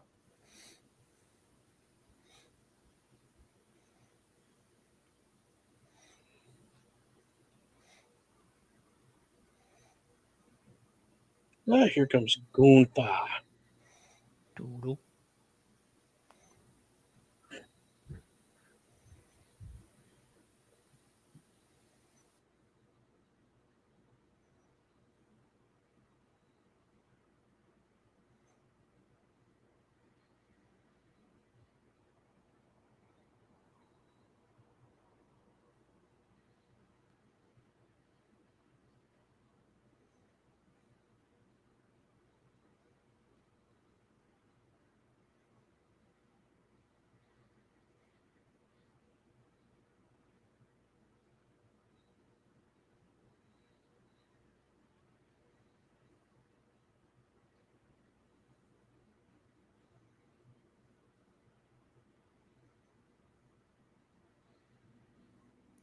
Okay, well, I guess this is one thing where we can say card subject to change because this was originally announced to be a contract signing. Yep.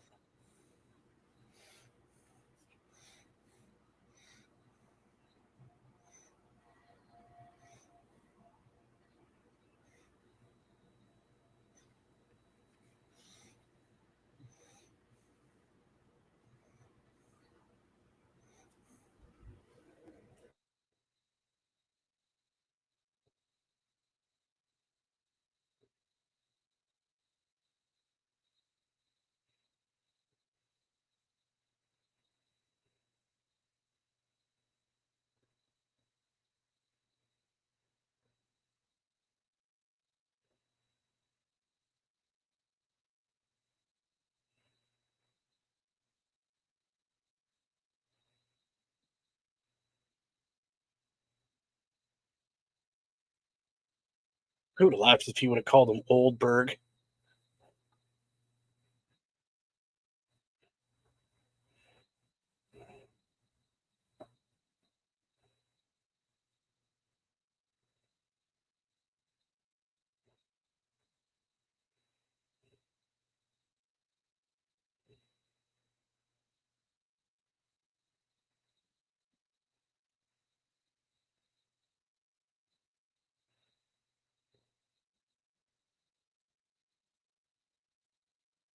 Oh, of course. What's he got, a bike? No, his old SS.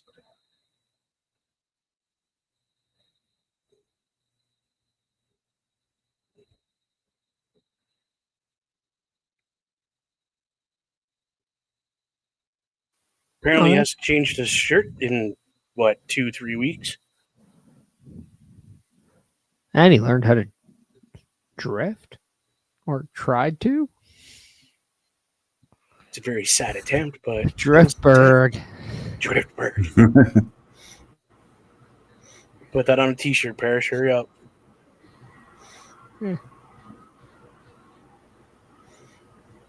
What? Karl should do it. Sell it on karlkarufel.redbubble.com. Yeah.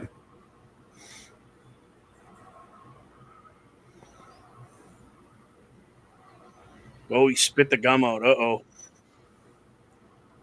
It's about to get real, folks. It lost its flavor. It lost the flavor.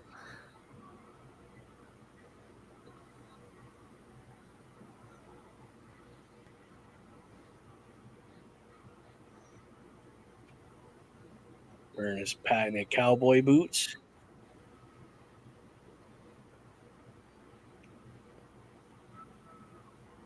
Again, Gunther's backing up from him.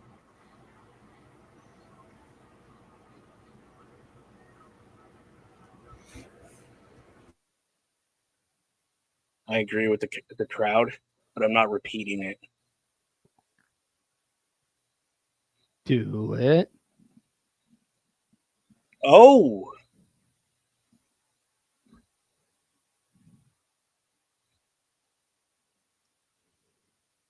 Oh! Down goes Gunther. Down goes Gunther.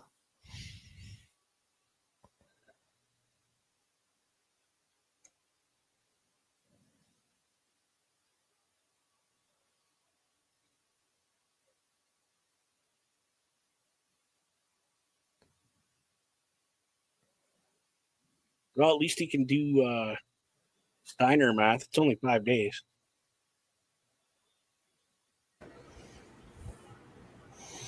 At first, I thought he said 5 minutes. Then I heard him say 5 days the second time. Yeah. Well, if he's a true Atlanta Falcon fan, then he might know the numbers 28-3. Yeah. Yeah. Doing my Saints faithful proud for that one.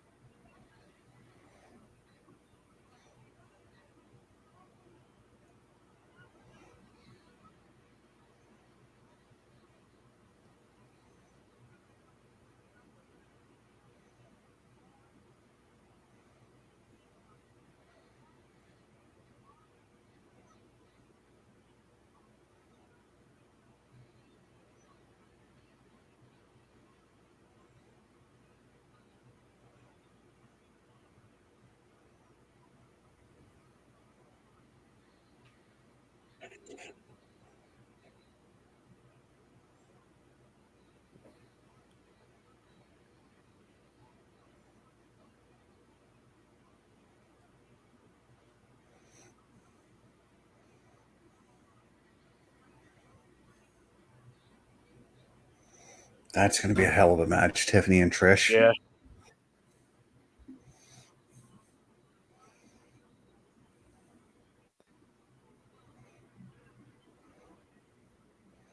Jade Cargill and Naomi, no holds barred.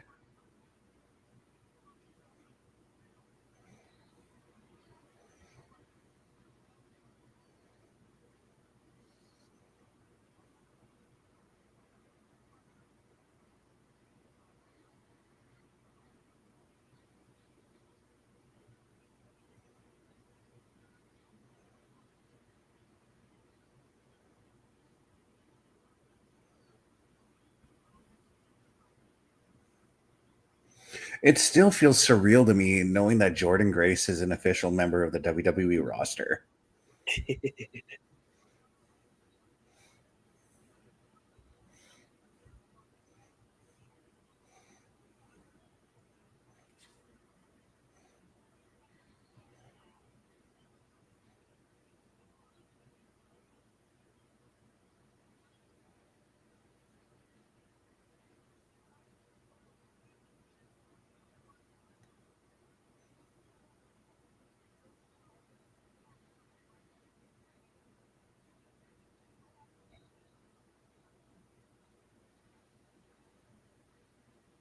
That's shaping up to be a hell of a pay-per-view.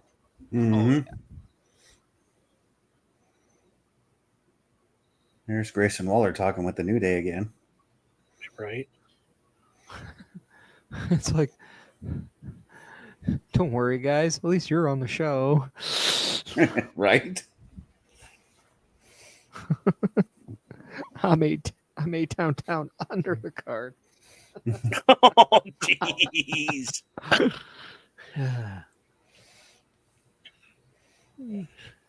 Just Well, I mean, commercial break.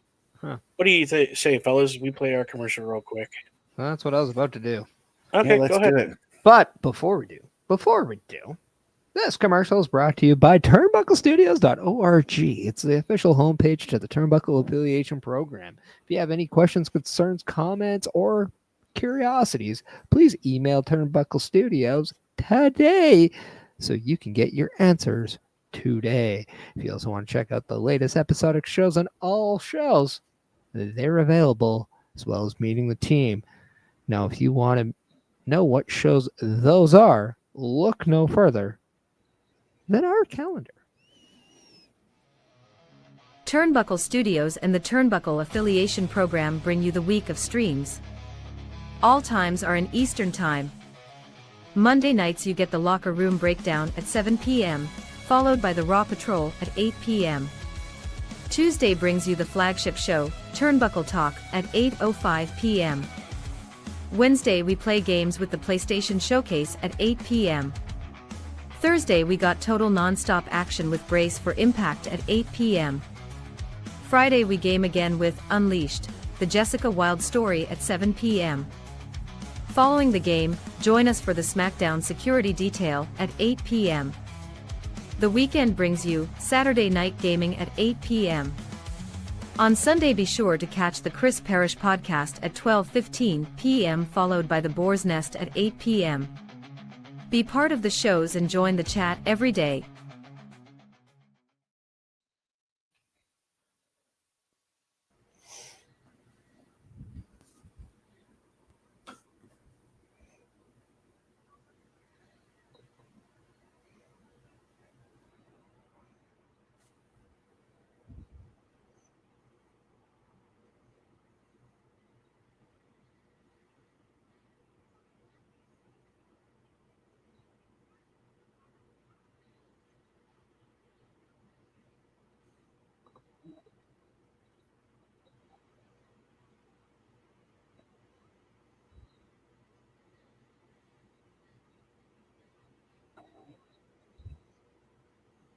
So I know last week you guys watched Raw taped. Did you guys get any of these interviews during the commercial breaks at all or anything of that nature? I believe we did. I'm just wondering because I've never gone back and watched a Raw since on the Netflix era. So No, when you go back and watch, you don't get this stuff. They edit that out. Mm-hmm.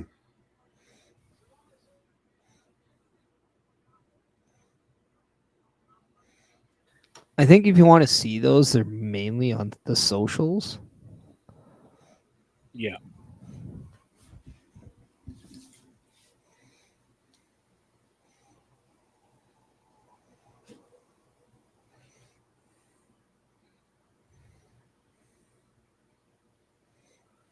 As we are about to get Penta, so it looks like it is main event time. Yes, it is.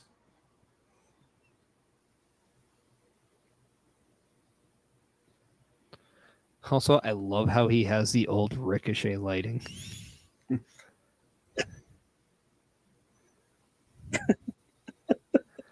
He 100% does. Yeah, he does. It's Yeah. great. I always thought that was cool, to be honest.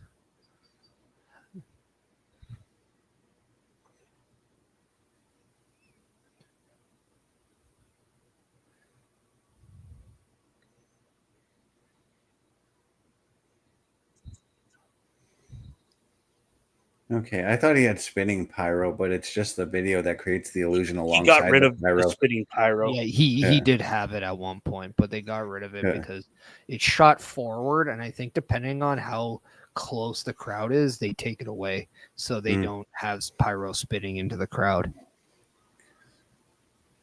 I was going to say that's shades of Aldo Montoya there with his pyro, with the pyro he used to have. Well, and that's also the creative genius of Triple H, as he is known to be very involved in everyone's entrance, especially with Rey Fenix and Pentas.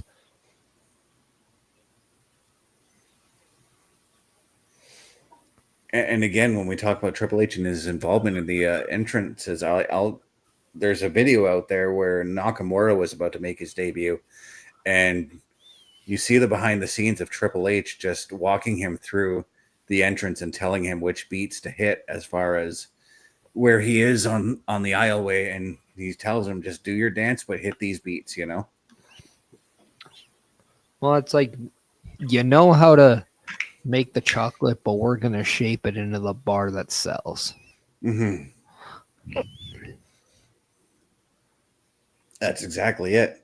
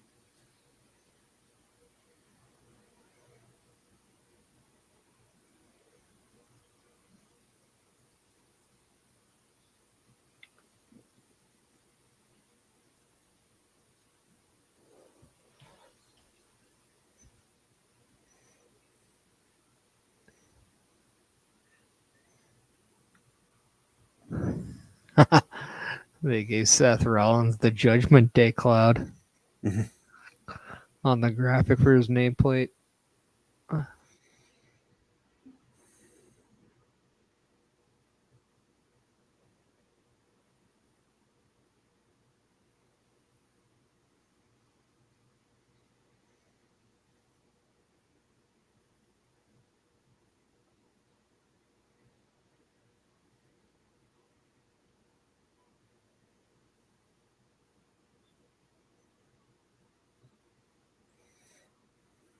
Now, I have something I wanted to ask. We see that Seth Rollins has his group. They could add another member and expand a little bit, but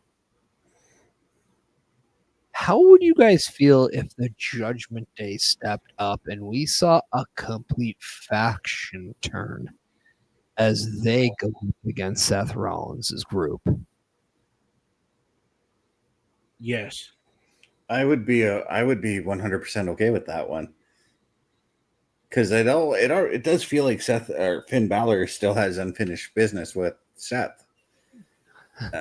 And as much as I hate to say it, but between Finn and Seth, you could go back to when Finn got injured in the Universal title match, because that was against Seth Rollins.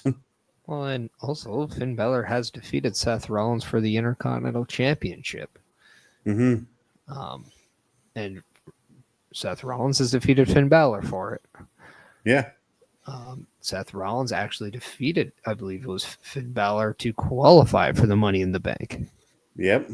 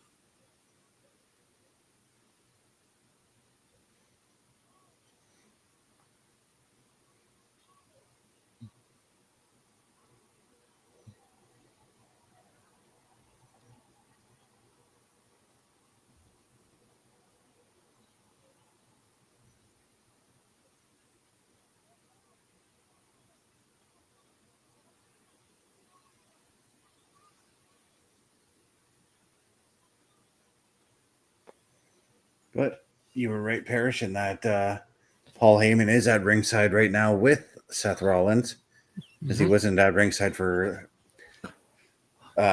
Bronson and Bron Breakker's matches, respectively. Well, it's shades of the bloodline, though. He did the same with a lot of people in the bloodline, but he always stayed with Roman.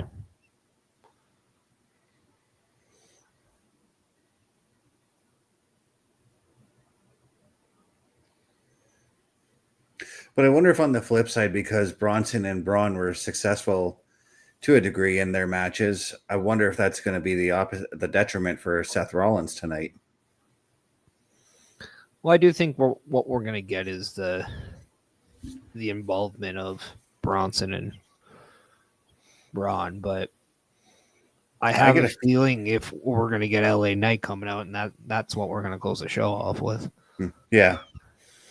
I was going to say the same thing, LA Knight. So I think LA Knight's going to be the one that comes out and costs Seth this match. Unless he comes out afterwards. Yeah, I mean, like, I wouldn't even be surprised if this match doesn't have a distinct finish. I mean, it can. I really don't think like a match having an ending really affects anybody. I think it all is in regards to, okay, like the story that's going on. Yeah.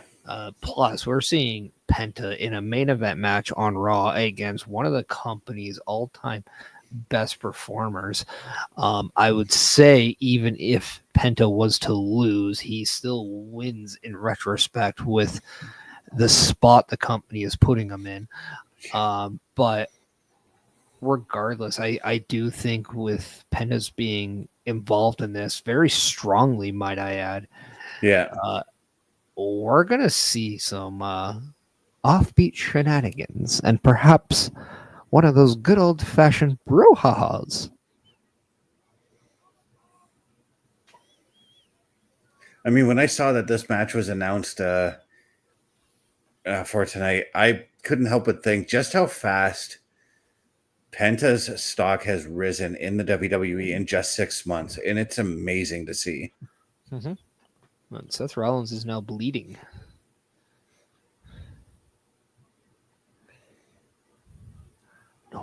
Nobody makes me bleed my own blood. Nobody.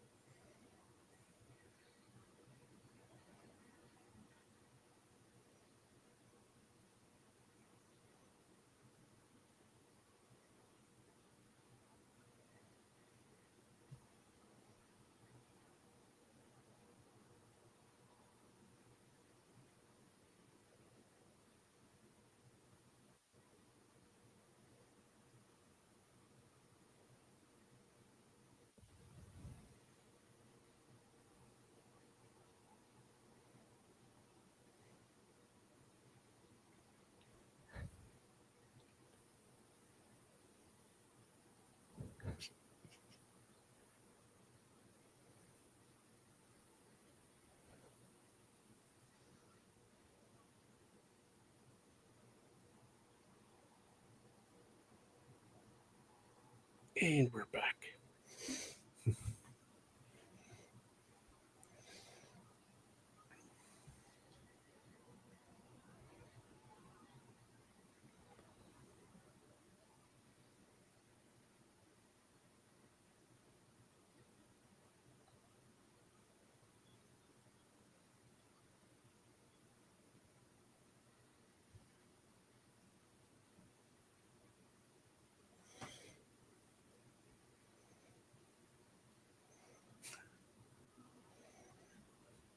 Seth using Penta's mask to wipe the blood off his face.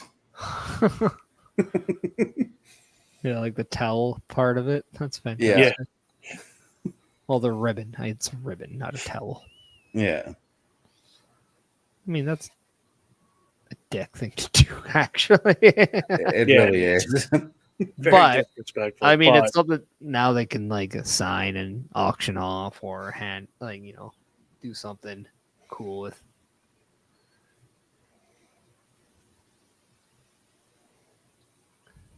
I actually remember when WWE used to have its own auction site. WWEauction.com. Yep. Yep.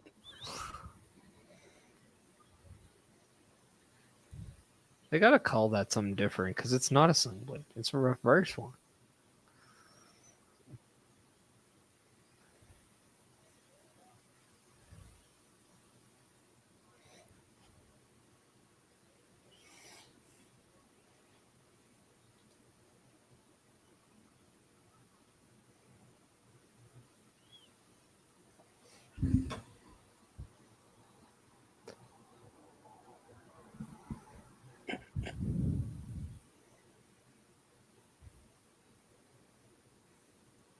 Wow. Dude, that was close. Penta almost got that.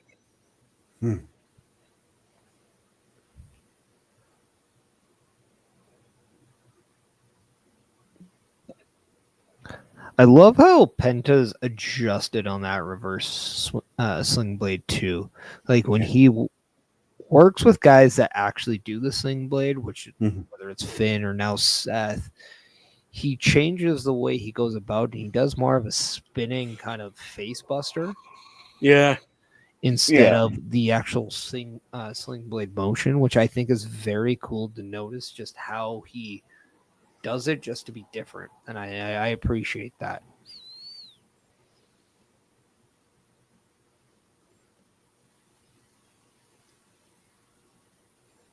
Ooh. Ooh. That was impressive. Oh. There we go.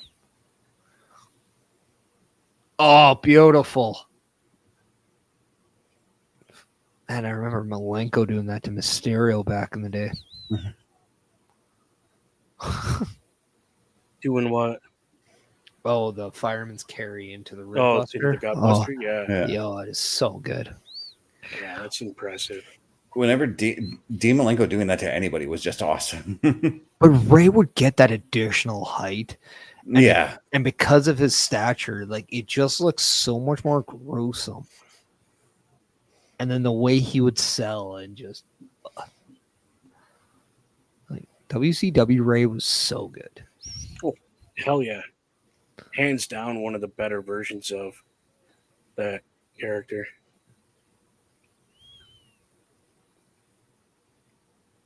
I remember when he became unmasked in WCW, and a lot of people were thinking that that was going to be the end of Ray. Boy, were they wrong. Yeah.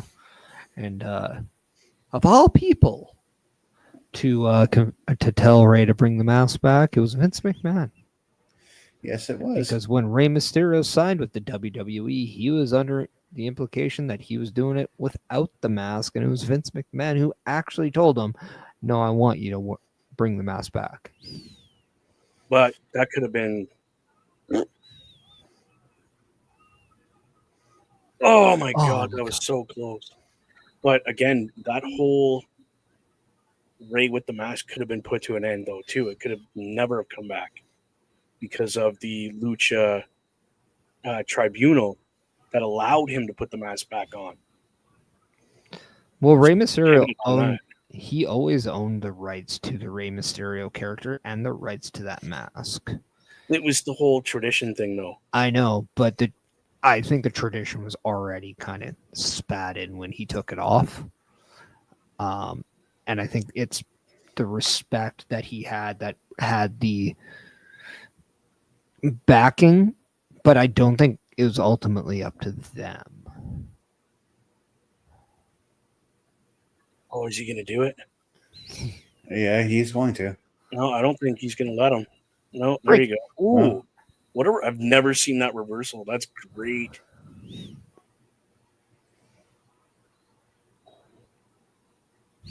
Go right into the corner. No. Oh, whoa.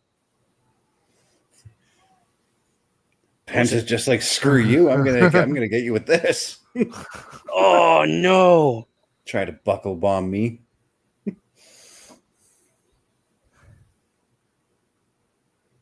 Oh my god, dude.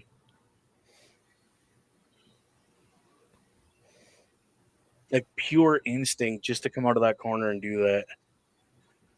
That's epic. And pure instinct out of Seth Rollins to know where he was. I would have kind of loved it if he threw him and he just ricocheted off the middle rope back forward into it. That would have been so cool. Mm-hmm.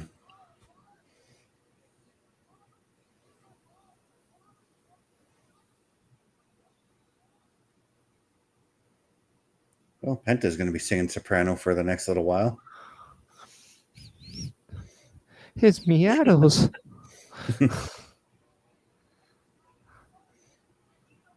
How in the hell does the ref not? That ref sucks. Yeah. How did he not call for the DQ? Was Paul Heyman trying to distract him? Well, he was walking away from the action as it happened. Mm-hmm. I just don't understand why.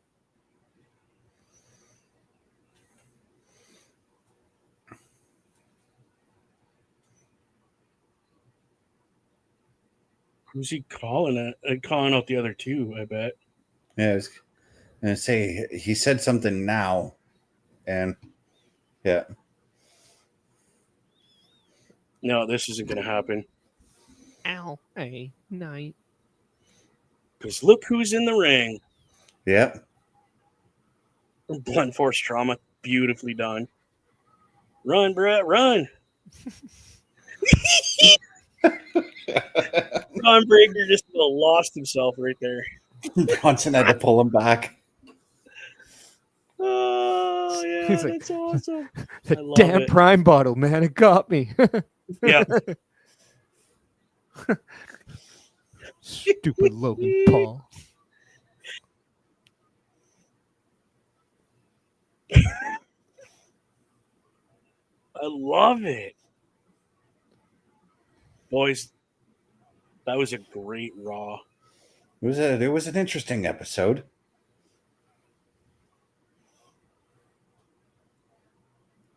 Oh, my God. You know what? I actually really enjoyed it for what it's doing because it has multiple shows it had to set up for. Yes. Yeah. And it did just that. Everything was hit. Oh, on the nail. Like, Yeah. nothing was missed. Nothing was, like, botched. Nothing went awry. Everything hit the point that it needed to hit perfectly. And let's face it, what does Rhea and Io really need? Like a million segments advertise their match? No, just No. that one Rhea segment was fine enough. Exactly. And like we already know the history. We bought in. We know it's main eventing as it should. Rhea is the biggest star in the company in that division, and Io Sky is by far winning the Slammy for female superstar of the year. Yeah. So this is the main event. The only thing I think we've seen is how much more we're ready for that triple threat intercontinental match, which in my eyes should start the show. Mm-hmm. Yes. And then we got more information about the Battle Royal. Stephanie Verkeer is basically in without the actual official announcement. We know Maxine and Natalia and Ivy Nile are in. We're going to get some NXT involvement tomorrow. I'm sure Friday is going to tell us who's from SmackDown's in, and then we're going to get the complete list. And then there you go. Everything is ready. And then we got Goldberg and Gunther, and then we got Seth Rollins and LA Knight. We got everything we needed. Yeah, we did. And I'm tickled pink. I love it. But best, like, what all did you appreciate of this Raw? Just everything. Like, it just seemed to flow nice and smooth for a go home show. There's sometimes we get those go home shows that are a little bit on the rocky side of things, but tonight just everything smooth, flowed perfectly. And Bubba Duke, let's go with you, and we might as well just kind of get into this thing, but let us know what you thought of the show, where the people can find you, and what you have going on. Yeah, dude. So my favorite segment was that women's intercontinental title segment. It really pulled all the pieces together perfectly. So that was my favorite part. And then obviously the end. I mean, what a better way to end a go home show than with your biggest match for the pay-per-view coming up, Seth Rollins, LA Knight. Yeah. Catch me, people, YouTube, Bubba Duke Show. And on TikTok or Twitch, sorry, it is Boar's Nest with Bubba Duke. My next show coming up is probably with you guys on Saturday, because there is no Brace for Impact, because I am going to a live wrestling show here in town, and then I have other engagements and responsibilities to deal with throughout the week, so I'm a little MIA for the week. But check out turnbucklestudios.org. Go ahead, Parrish. I had to throw that in there. I'm just going to go the best now. Yeah, so if you want to catch me at my socials, you can find me at my Linktree, lanktr.ee/Chris_best83. You can look for myself tomorrow night, 8:05 p.m. Eastern, as I do Turnbuckle Talk. Probably all by myself, unless somebody wants to join me. If I'm off, I'll jump in. Yeah. We'll see what happens. Yeah, no, Carl's on assignment and OMD's on vacation, a non-paid vacation, because, well, he needs to deserve it. And for me, though, you can check me out on my Linktree at Chris Parrish. You can check me out anytime AEW and WWE are doing their pay-per-views and PLEs, with the exception of this Sunday or Saturday, as All In is being showed at Beercade at 105 82nd Ave. You can check that out. Free show, and you can enjoy in all their activities and their arcade games and their food. It is fantastic. I will be doing the PLE Patrol with Best and Bubba Duke for Saturday night's main event. If you also want to check out the Chris Parrish podcast live every Sunday at 12:15 p.m. Eastern time, I would be okay with that. And this week, we bring in Ella J. That's right. She is not only someone that is very respected in the podcasting and content creation world, but she also writes, as you may know, from wrestling.com. So we talk everything Evolution, and definitely want to check that out. And I can't do this without mentioning Karl Karufel. If it wasn't for him, we wouldn't be here. So please follow Karl Karufel at his Linktree at Karl Karufel. And because he's on vacation and we're nice, go check out OMD at his link TREE. It's a OMD show. Best. He's not here, so you're gonna have to say everything. Yeah, in the immortal words of one Karl Karufel, the world's a scary place. Take care of each other.